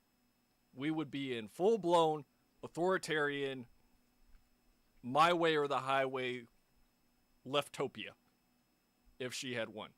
Because there would be no accountability. If Kirk had been shot under a new Kamala administration, there would not have been the same reaction that we're seeing now. They would have suppressed any sort of dissidence from the right, from the center, and it would have been just another murder caused by gun violence. That is exactly the talking point they would have used. That's the talking point they're using now. I know. But that would have been coming from the administration, saying that this is because of gun violence, We need all of your guns right now. Turn them over. That is where we would be now if she had won. And that is a big fuck you from me. Well, it's already a big fuck you from everybody that owns one. After they've been, there was a politician running here in Houston that was saying exactly that. And of course, there were plenty of people there, nodding along, going, yep. So the institutional power that they had, that they were relying on, that they were expecting, isn't there anymore. At least I don't think so. Which makes it feel like a lot of these people that have been doing what they've been doing over the last 4+ years are finally starting to see that they're somewhat neutered, because now they're not, quote unquote, in power. And I would 100% believe it would have been way worse if they had won. Way worse. So I'm going to bring up, my mom and I were having a conversation November of last year. I don't remember when, but it was after the election. It's like, I'm not entirely optimistic, because right now, the left is an injured, cornered animal. And there is nothing more dangerous on the planet than an injured, cornered animal. Yeah. So. Well, one of the points that I made, and it goes to your point, is people are saying, well, with all this, the mass firings and the consequences of people's actions or whatever, that it's going to cause those people that are being fired to, become radicals. That's a moot point. They're already radicals. You wouldn't say shit like it's a good thing Charlie Kirk is dead if you weren't already radicalized. Exactly. There's no way to push them further than they already are. If you're already politically to the point where you're celebrating somebody being assassinated, you're already an extremist. You're already a radical. There's no ifs, ands, or buts. And that's one of the things that I've said about myself, is that as much as I dislike so many of these fucking people, right? Even streamers that I disagree with politically, I don't want any of them to die. I don't want any of these politicians to die. And if something happened, I'm not going to sit here and cheer and be like, hey, because I think if you even have a shred of human decency, unless this person went out there and massacred a school full of children, then you're like, okay, who gives a shit, right? But just talking heads and pundits and, streamers and shit like that, if you consider those people an existential threat, then your mental health needs to be reevaluated. Yeah, I mean, and plus, the other reason to not cheer for it is, it becomes a modern day version of the Hatfields and McCoys. Yeah, eye for an eye. And for those who are unfamiliar with the reference, which is understandable because it's an old ass, strictly American reference, there was a couple of families in the American South centuries ago that had a dispute over a pig, and they started killing each other over it. And whenever one was killed, someone from the other side would get killed, and that would cause somebody from the first side to be killed. And it just went on and on for, what was it, 2 or 3 decades? I mean, so, the families are best friends now, but it'll just turn into that, so, if, say the worst happens and say, like, somebody takes a swipe at Hassan and succeeds, who's going to be next? Yeah. Who's going to be next? Is it going to be, And then after that, who's going to be next after that, and it just does not stop. And that will lead to full blown civil conflict as people sit there and run out of big targets and they start going after lesser targets and performing more extreme acts to at what point does this turn from say a gunshot into a bombing that kills 50 people? Yep. So sorry to interject, but Dweezy, are you looking at the cookery show in the background, or what the fuck? Who? You. No, my wife was in the back yelling at the cat for some reason. She was literally right behind me.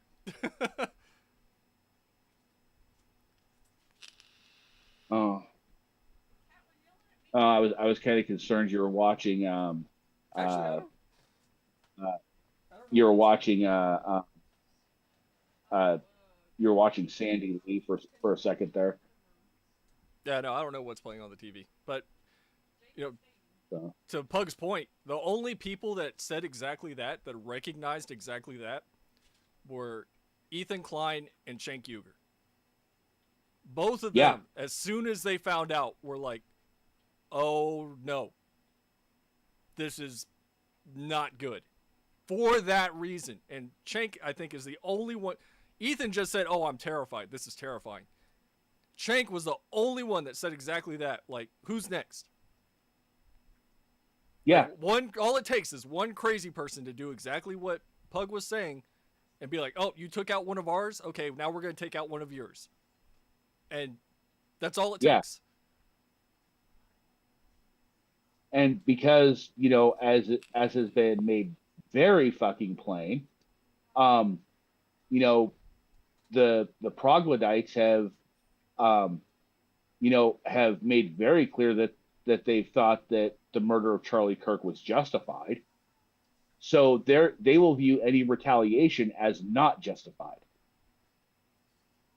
I mean, yeah, I'm just trying to think of. That goes back to the same people that automatically believe that political violence is inherently a good thing. Shit, as much as political violence is a last resort. It is the option that is used when all other options to make things better have been exhausted, and to let things continue will mean things only get worse. Because you don't know what comes out of the end of that violence. It is your absolute last chance for a hope of anything to be better.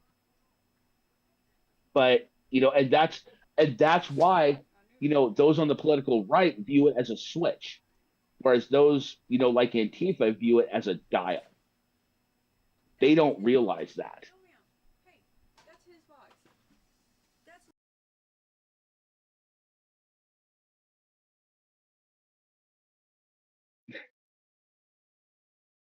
Cats fighting. I don't know what the fuck is going on behind me. It's been going on for the last hour. Oh. But yeah, and that is one of the things that has bothered me, because it's been mostly ignored by progressives, because at the end of the day, politics is just team sports now, where there were very few going, "Yeah, this is bad. Hey, we need to get rid of these people." And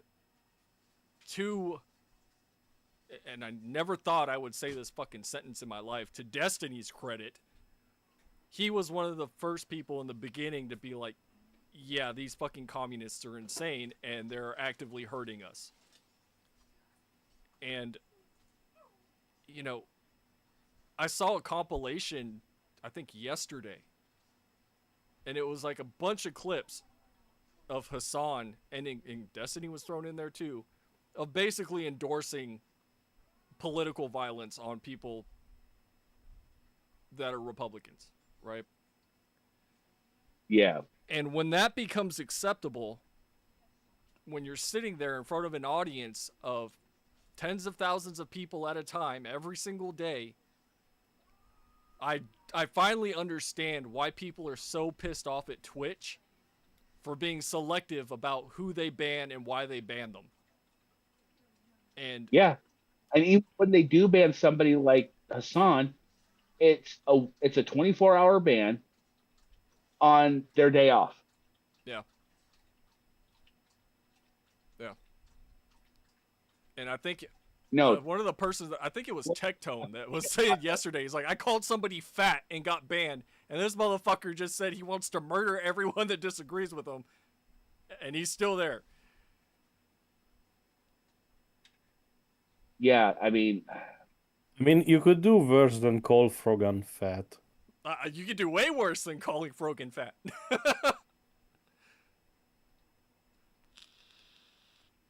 But apparently that's too much. Retarded Jihadillah would be a fine start. God damn it.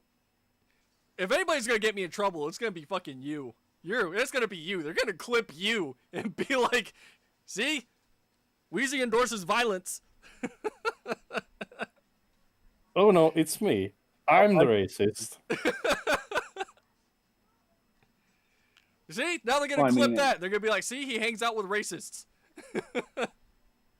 No, I force myself on you. I'm raping you with my presence. So I'm a racist rapist. racism, rape, Jesus Christ. God damn it. Non-consensual rape. I can't keep that going. I was gonna say something horrible. I'm censoring myself for the first time ever. For the first time ever. Good. I'm not doing that. I mean, yeah, no, I just do think Twitch can do better than catering to a bunch of towlies. Well, it needs to be consistent. It needs to be consistent. And they're not, and they've never been. Hassan should have been banned when he platformed the Houthis and was sucking them off. Yep. Live on air. That should have been when he was when ideally he would have been investigated for terrorist propaganda and then deported back to Turkey. Well, it makes me wonder what he told them whenever he got held at the airport coming back from wherever the fuck he was. I wonder if he told those fucking Homeland Security guys, hey, I don't actually believe any of this. I just say it for money. And they just let him go. I mean, that retarded shit kicker was effectively trying to use a service that was out of date. And he was questioned for that, but he was going around presenting himself as a martyr that he was, I don't know, unjustly stopped. Yep. Oh. I mean, he should be unjustly stopped on the street and beaten into unconsciousness, but just because on the airport there are too many cameras. Hang on, where's my... Oh, speaking of being beaten on the street, slight change in subject. Y'all hear that Johnny Somali's digging himself a deeper hole? Oh, dude, he's been doing that. He's going to jail. He's going to a Korean jail. Yeah. What? He's digging himself a grave? He's digging himself a grave under a Korean prison. Yeah, they're absolutely gonna use him as an example. I mean, I hope they bury him with cement. So, I mean, no, I've always maintained he was lucky to get out of Israel. Oh, with some of the shit he was doing there. Dude, he was fucking with the IDF. How yeah. did he? How? Yeah, exactly. And no, I will maintain to the end of my days. He was lucky to get out of Israel. he was lucky that the Israeli government, the Israeli civilian population, was feeling generous that day. And huh? Oh no, I'll go ahead. Oh, I was just saying, yeah, he's lucky they were feeling generous that day because, he probably wouldn't have gotten out of there alive. I just wanted to respond to Ti in the chat, who said, "I'm kind of afraid with all the tensions, instead of idiots, more smart people are radicalized, like Timothy McVeigh or others." So I'm gonna be, and I know a lot of people aren't. I'm gonna be optimistic because I also want to address this question because I have some experience with it. I don't think that this is a radicalization event, as much as people want to say that it is. I would say that it's more eye-opening that people were ignoring a lot of the rhetoric that was socially acceptable for the last 4+ years, and now they're actually seeing it. And I think there's going to be a shift to where things are more even-handed, instead of it being so openly one-sided. And I say openly because it has been openly one-sided by everybody. So I think that's going to stop. I think that's going to cease. And people are going to go back to being more conscientious about what they're saying. And a lot of these groups, like Antifa, are going to be less brazen when they go out in public.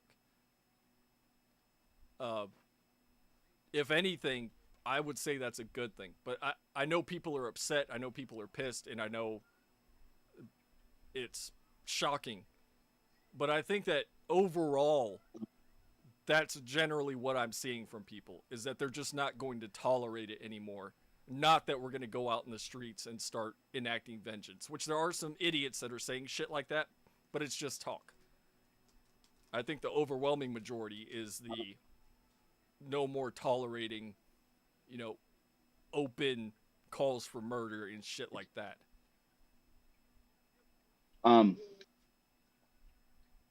So I also want to address this, is it does not take smart people to be radicalized to become dangerous.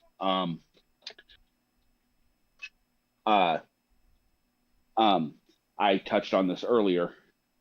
Some very dangerous materials are shockingly easy to make and shockingly easy to find out how to make. And also, it doesn't take a genius to find people who politically align with you. And in my estimation, the actual dangerous people are the stupid ones who stumble upon the wrong bits of information. So, so just keep your head on a swivel. Well, you should do that anyway. If you are able to, get yourself or at least your household armed. If you're that worried about it, invest in things like fire extinguishers, a couple of trauma kits, one for your house, one for your car. Learn how to use them. Keep at least a nominal supply of food and water on hand, like 3 days worth. Put a claymore behind the front door. You don't need to go that far. This is simple steps that most people can take. Getting a couple of fire extinguishers, getting a couple of trauma kits, getting a stockpile of about 3 to 5 days of food and water, stuff like that that a normal person can accomplish within a couple of months. If you're that worried about things. If you're more worried about it, learn first aid. Um, Things like that. Hope for the best, but prepare for the worst. And you don't need to go overboard. You don't need to have like a underground bunker in your backyard stocked with 10 years of provisions. You don't need to do that. Just have a small stockpile in your home, a couple of go bags if you need them, and have a plan on where to go to meet loved ones, because there could be something like an infrastructure disaster where you'll need that stuff, or it could be domestic terrorism. It could be, just anything that you may need to get out of Dodge with. I have to live with this every summer because of the wildfires around here. Just recently, we had one about 10 miles away that was very slowly creeping westward toward us. So my mom and my sister and I had to review our plan to get out.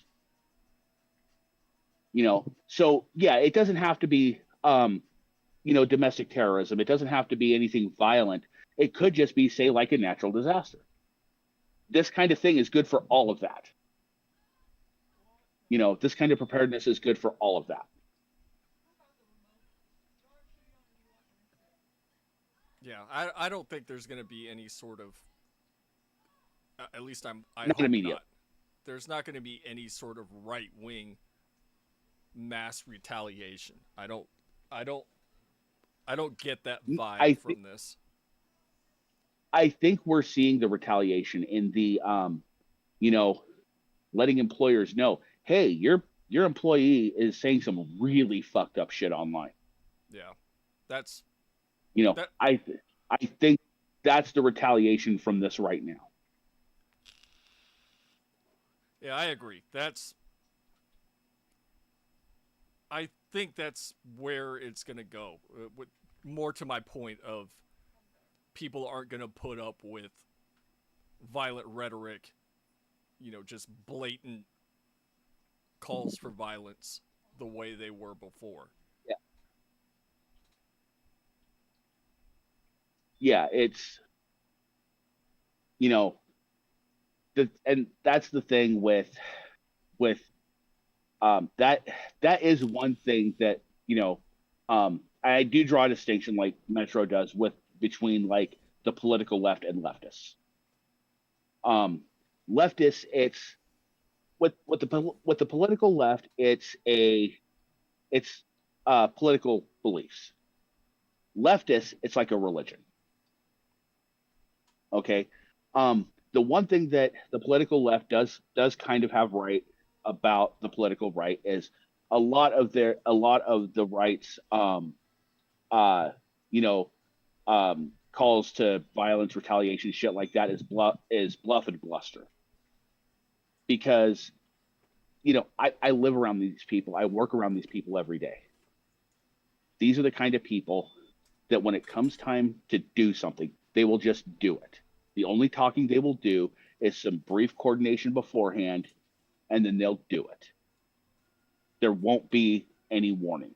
There won't be any bluff and bluster and calls for action. Yeah, we're not seeing cities being burned to the ground. We're not seeing stores being looted. We're not seeing mass rioting. Well, I mean, we're seeing prayer vigils and shit like that. Which... Well, to inject a little bit of my local politics into this, as an example, I do live in rural Oregon, and it's the general consensus of the town that the current mayor is a bit of a tard. And a recall petition was passed around that well exceeded the required number of signatures within a day. And so a recall election is going to be held in a couple months here. But I'm not going to say where I stand on the issue because it's complicated. But that's the kind of thing I'm talking about. There was no campaign for the recall petition.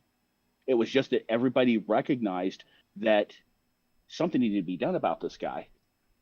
And and when somebody took action and everybody was like, okay, yeah, that's appropriate. And no warning, nothing. It was just done. So, before we go, because I am going to have to kill the stream here in a minute, I wanted to get Metro's opinion on something. Metro, are you listening? Yes. Since you are closer to the UK than we are, Pug and myself, do you think it is going to escalate more so than it already is over there?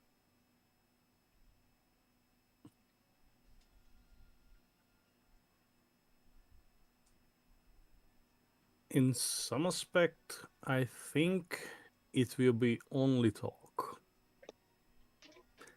And in another aspect, I think there will be some escalation. What do I mean by this? The UK body of politics is blessed with a wonderfully incompetent class of politicians for the last 10 to 15 years. Well, effectively since Blair. Almost all of them unqualified to the job and incapable to do it, including the present ones. And the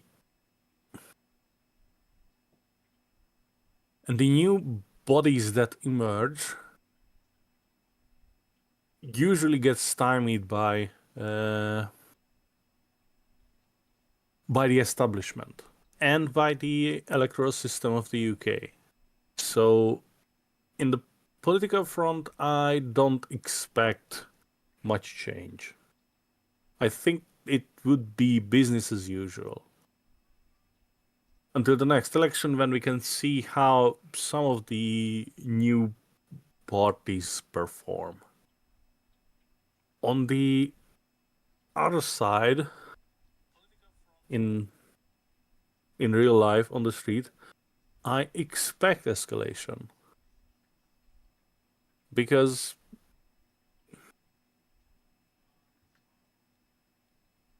the British people, in my estimation, have had enough.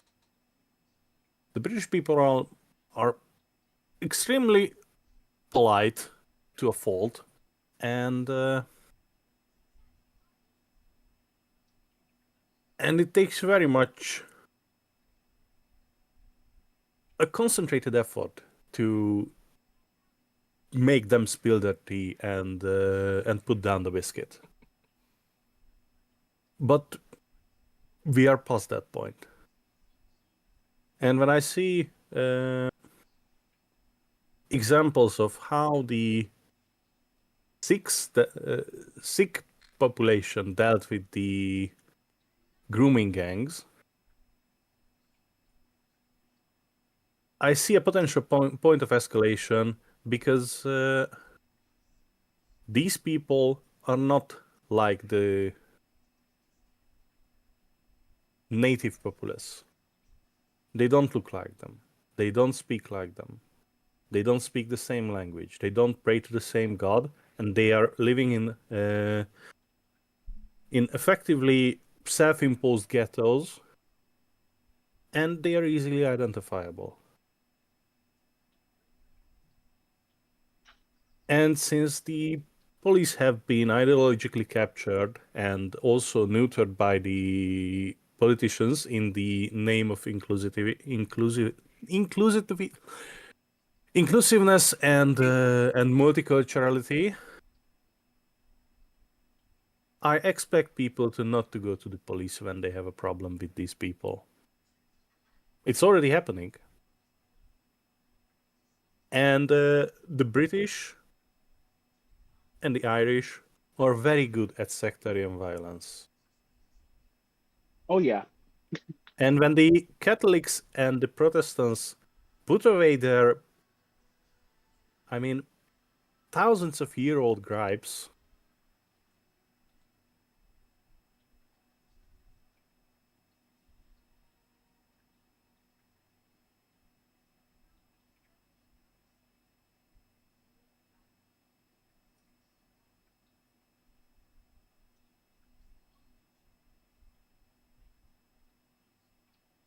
I think I broke Metro.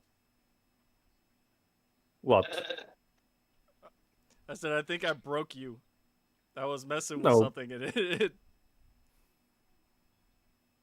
Yeah, Yeah, it's just... you did something that required push to talk. Mm-hmm. Yeah, I hit the wrong button. I need to stop fucking with Discord whenever I'm streaming. I mean, you can just tape yourself to your chair, and then you're forced to stream and not fuck around with your Well, things. But I had to redo everything. I didn't know what fucking settings I had. I mean, fuck, stream more often. Then you won't forget your settings. Okay, I'll stream more often. Yes. Well, I am available every 3 weeks, so Okay, well, we'll plan around when you're not waking up at 3 a.m. in the morning. Mhm. But yeah, it was kind of impressive to see 3 million people out on the streets waving around British flags. I'm not gonna lie. Now, my concern about this is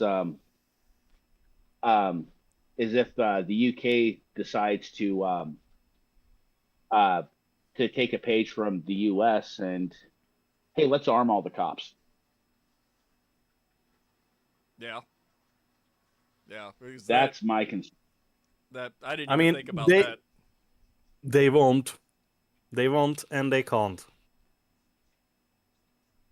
Why? One, because it costs money, and the British state is fucking broke. I mean, have you looked at Birmingham? No. Okay. Never been So- to Alabama, sorry. No problem at all. So, in Birmingham, the feminists sued the city council to provide equal salary to every employee based on the binman's salary. Because the binmen were paid because they did demanding job that started early, and not a lot of people wanted to handle waste. So what the city did is, after paying out massive amounts of fines and massive amounts of money to these feminist organizations, is cut the pay of every city employee to the same level. And because, one, they can't discriminate, so everybody has to pay, as in a communist utopia, everybody has to be paid the same.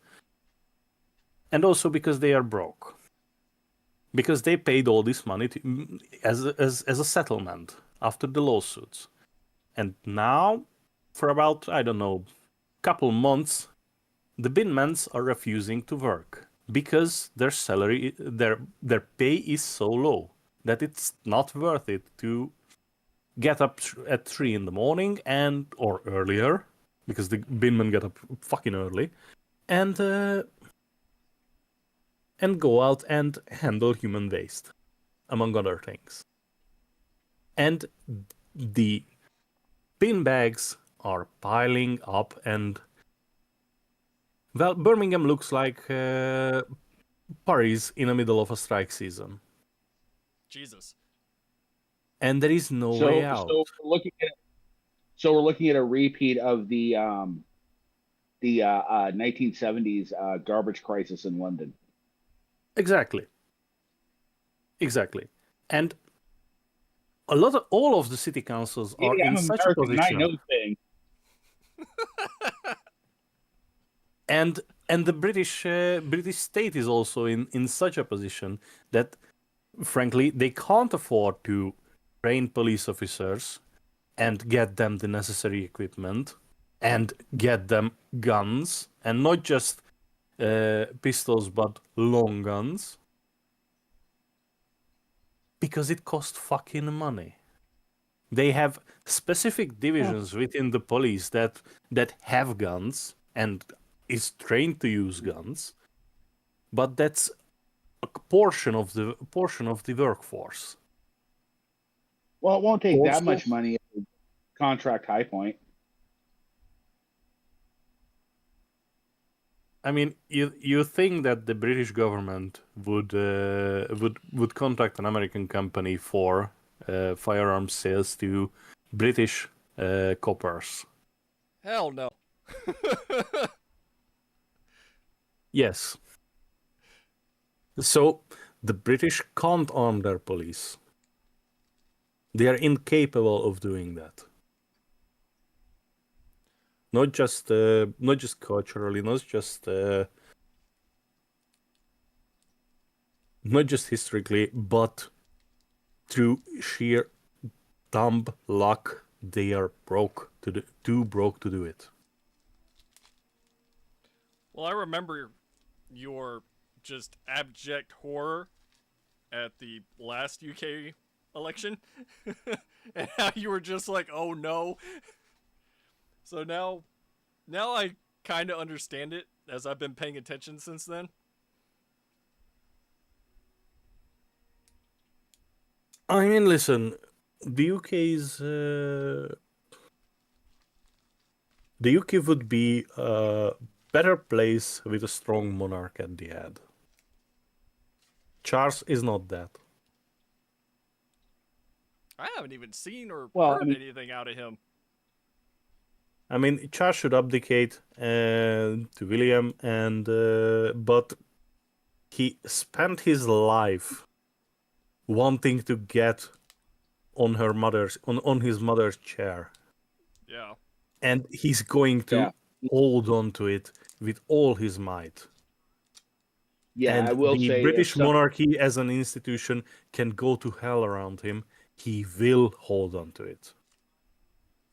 But he's a weak man who shouldn't be in this position. Go ahead, I mean, Puck. and if I may interject, I don't know a whole hell of a lot about British politics, but just on my observations of people being leaders, William is going to be one hell of a monarch. He's going to be one hell of a king. So because Charles never came across as a leader. I mean, William has to be one because he'd have a hell of a task before him. He will have a hell of a task before him. Just what I've seen of him, he already has that in him. So, you know, and Charles never had that. So, I mean, shit, Charles's first wife was more of a leader than he was. I mean, Charles was Mom's little boy, and still is. Yeah. And still, and Mommy is still haunting his dreams. Yeah, I mean, but I mean, you know, I mean, Anne would have been a better choice. There is one question I did want to ask you, Metro, about about a particular event that's very near you this past week, but we can go off stream for that. So it's just a matter of personal curiosity. Oh, you mean the candidates that keep on dying? No. Oh What fuck. Poland did this last. Yeah, Poland invoked NATO Article 4.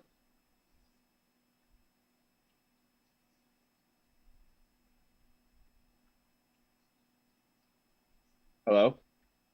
I'm here. I'm here. I'm just Okay. thinking. I think he's gathering his thoughts. Yeah. Yeah, apparently it was because Russian drones keep continually crossing into their airspace, and Poland's tired of it, and they've called a meeting to discuss the situation. Yes. It's not Article 5 yet, and Yeah. also it's a genuine concern because it's always how this starts with Russia, because they are always looking for an opportunity to push a little bit forward, and just like as Millet said about the shit leftists, if they can take an inch, they take a mile. So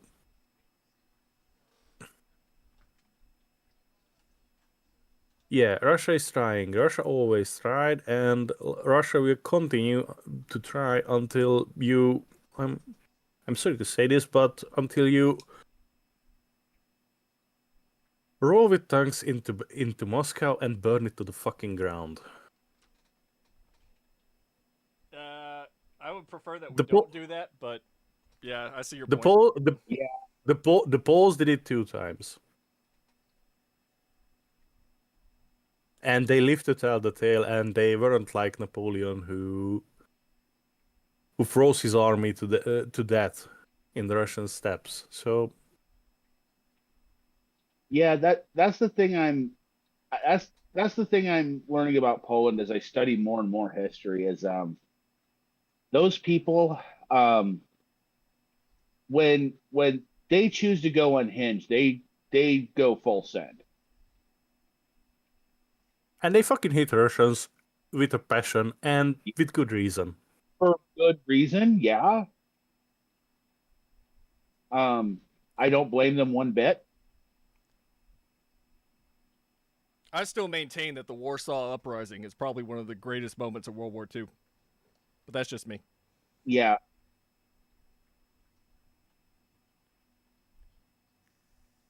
Yeah, Not I because mean, not because a bunch of them were killed, but because they actually did something and fucking fought back. So yeah, and you know, you know, unlike, nobody when they called for help repeatedly and nobody came. Granted, the people who could help were kind of fucking busy at the moment, but not even really any support. I mean, the So, Russians were there on the other side of the Vistula, but they decided to let the Germans go to town and wait them out. yeah, So that's one more reason why the Poles hate the Russians with a passion. yeah,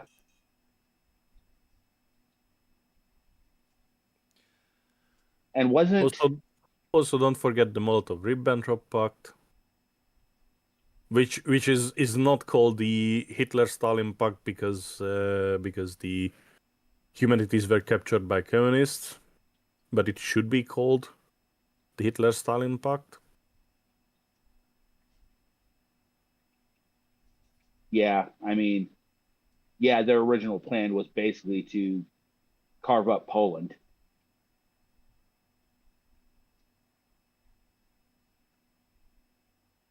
So, And also, you if know, if I remember correctly, the Poles are building up the biggest army in Europe at the moment. oh yeah, So and they're actually taking American systems and actually improving on them. yes, So, um, and ironically, same thing, um, because somehow their government got their head out of their ass and is starting to become concerned about China. Not just China, Russia. Yeah. Like, if I recall correctly, their more direct concern was China. So, but yeah, I mean, yeah, no, the polls are really, really like stepping up. You know, their defenses. I mean, somebody has to, because yeah, I mean, Europe can't and shouldn't rely on America to guarantee its safety. And no, I mean, yes, there are historically there are treaty reasons um why United States has taken on that role, but yes, I understand that, should and not. but it shouldn't be outsourced and expected without Yeah, without taking part in it. Everybody should yeah, be able to defend themselves and integrate into a cohesive whole. And in that system, you wouldn't have to rely on America that much. And also, ideally, you what the Baltics are doing. Yes, they are small. Yes, they have a small army. Yes, they are effectively a speed bump if Russia wants to do something. But they are prepared to sell their lives dearly and hold out until reinforcements get there, hopefully. And to see the Germans dicking around with their with effectively sitting on their hands and not doing anything, just saying things and making grand gestures, and then again continuing to do nothing. Somebody had to step up to the plate. yeah, And also somebody has to show the Americans that Europe isn't just a bunch of old people quetching about the weather. yeah. They're not just a bunch of old people dying in the summer heat because of lack of air conditioning. Mm-hmm. Where I live, air conditioning is an absolute necessity. Not so much this summer because it's been unusually cool. I don't think we've had a triple digit day at all this summer. But um, but yeah, normally, yeah, we need air conditioning here. Yeah, man. If you're an HVAC guy in Texas, you're making bank. Oh yeah. I mean, but anyway, geographically speaking, when I was Rome, I was around the same latitude as New York. So the United States is around 45 degrees, was it? Well, I don't really remember. It was end of September and was very, very nice, 20 to 30 degrees. I'm talking about the latitude. Well, let me check. If I remember, it was somewhere right around 45 degrees, which is a little south of where I live. So not too far though. Fuck you, Google. So Rome is at 41 degrees north. Okay. Yeah, 41 degrees north. Okay. And most of Europe is above that line, and yeah, in Italy, in Spain, in Greece, and in southern Italy, or in southern Europe, air conditioning is effectively present and used, just the northern parts. So Germany, France, well, not southern France, but northern France, the Benelux states, and also the UK, it used to be colder, and they are not used to it. Simply. Yeah, I mean, like, well, I also imagine that like the structures they've built um weren't built for like 80 degrees. Oh yeah. You know, um, and people are sitting there going, oh, global warming's getting bad because the asphalt in Great Britain is melting, and it's like you guys don't realize that with the nature of asphalt, it has to be chemically treated prior to being laid down for the environment it's in. The asphalt in the UK is going to be fundamentally different than the asphalt that's in Minnesota. Mm-hmm. So, but yeah, no, and plus, linking this to like, climate change or global warming, it's like, no, we have warm and cold cycles. It had, we, it has been recorded that there have been periods that it's gotten that warm in the UK before, just not recently. Mm-hmm. So, although one thing that is concerning and this does happen, I mean, and there are things that have happened around the world. So the middle part of the west coast of the United States is currently, and I'm talking like, southern half of Oregon to like down almost to San Francisco, is experiencing a phenomenon called desertification. Now, this isn't climate change and the global warming thing that certain people like to talk about. It's a normal how do I put it, weather migration. It's a normal centuries long pattern of weather migration that leads to an entire environmental change for a region. The Sahara went through this, probably the most famous example. I mean, The Sahara used to be Hungary went through this in the 50s during the Soviets, and that's why yeah. we imported some invasive species to effectively tie the sand down. Yeah. In various parts of the country. So yeah, and and we're not certain that if it's actual desertification yet, or if it's just a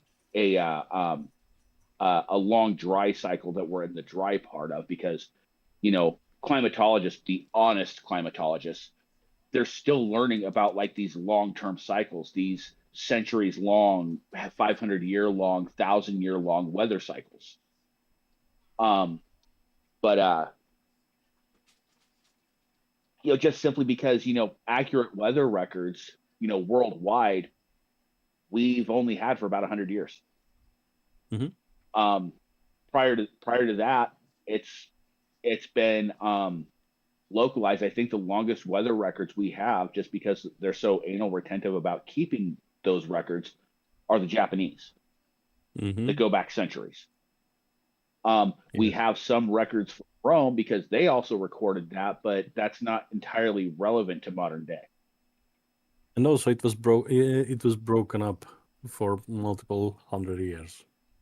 So yeah, there's a multi-century gap that we have in that. So, but yeah, no, we're drifting way off point now.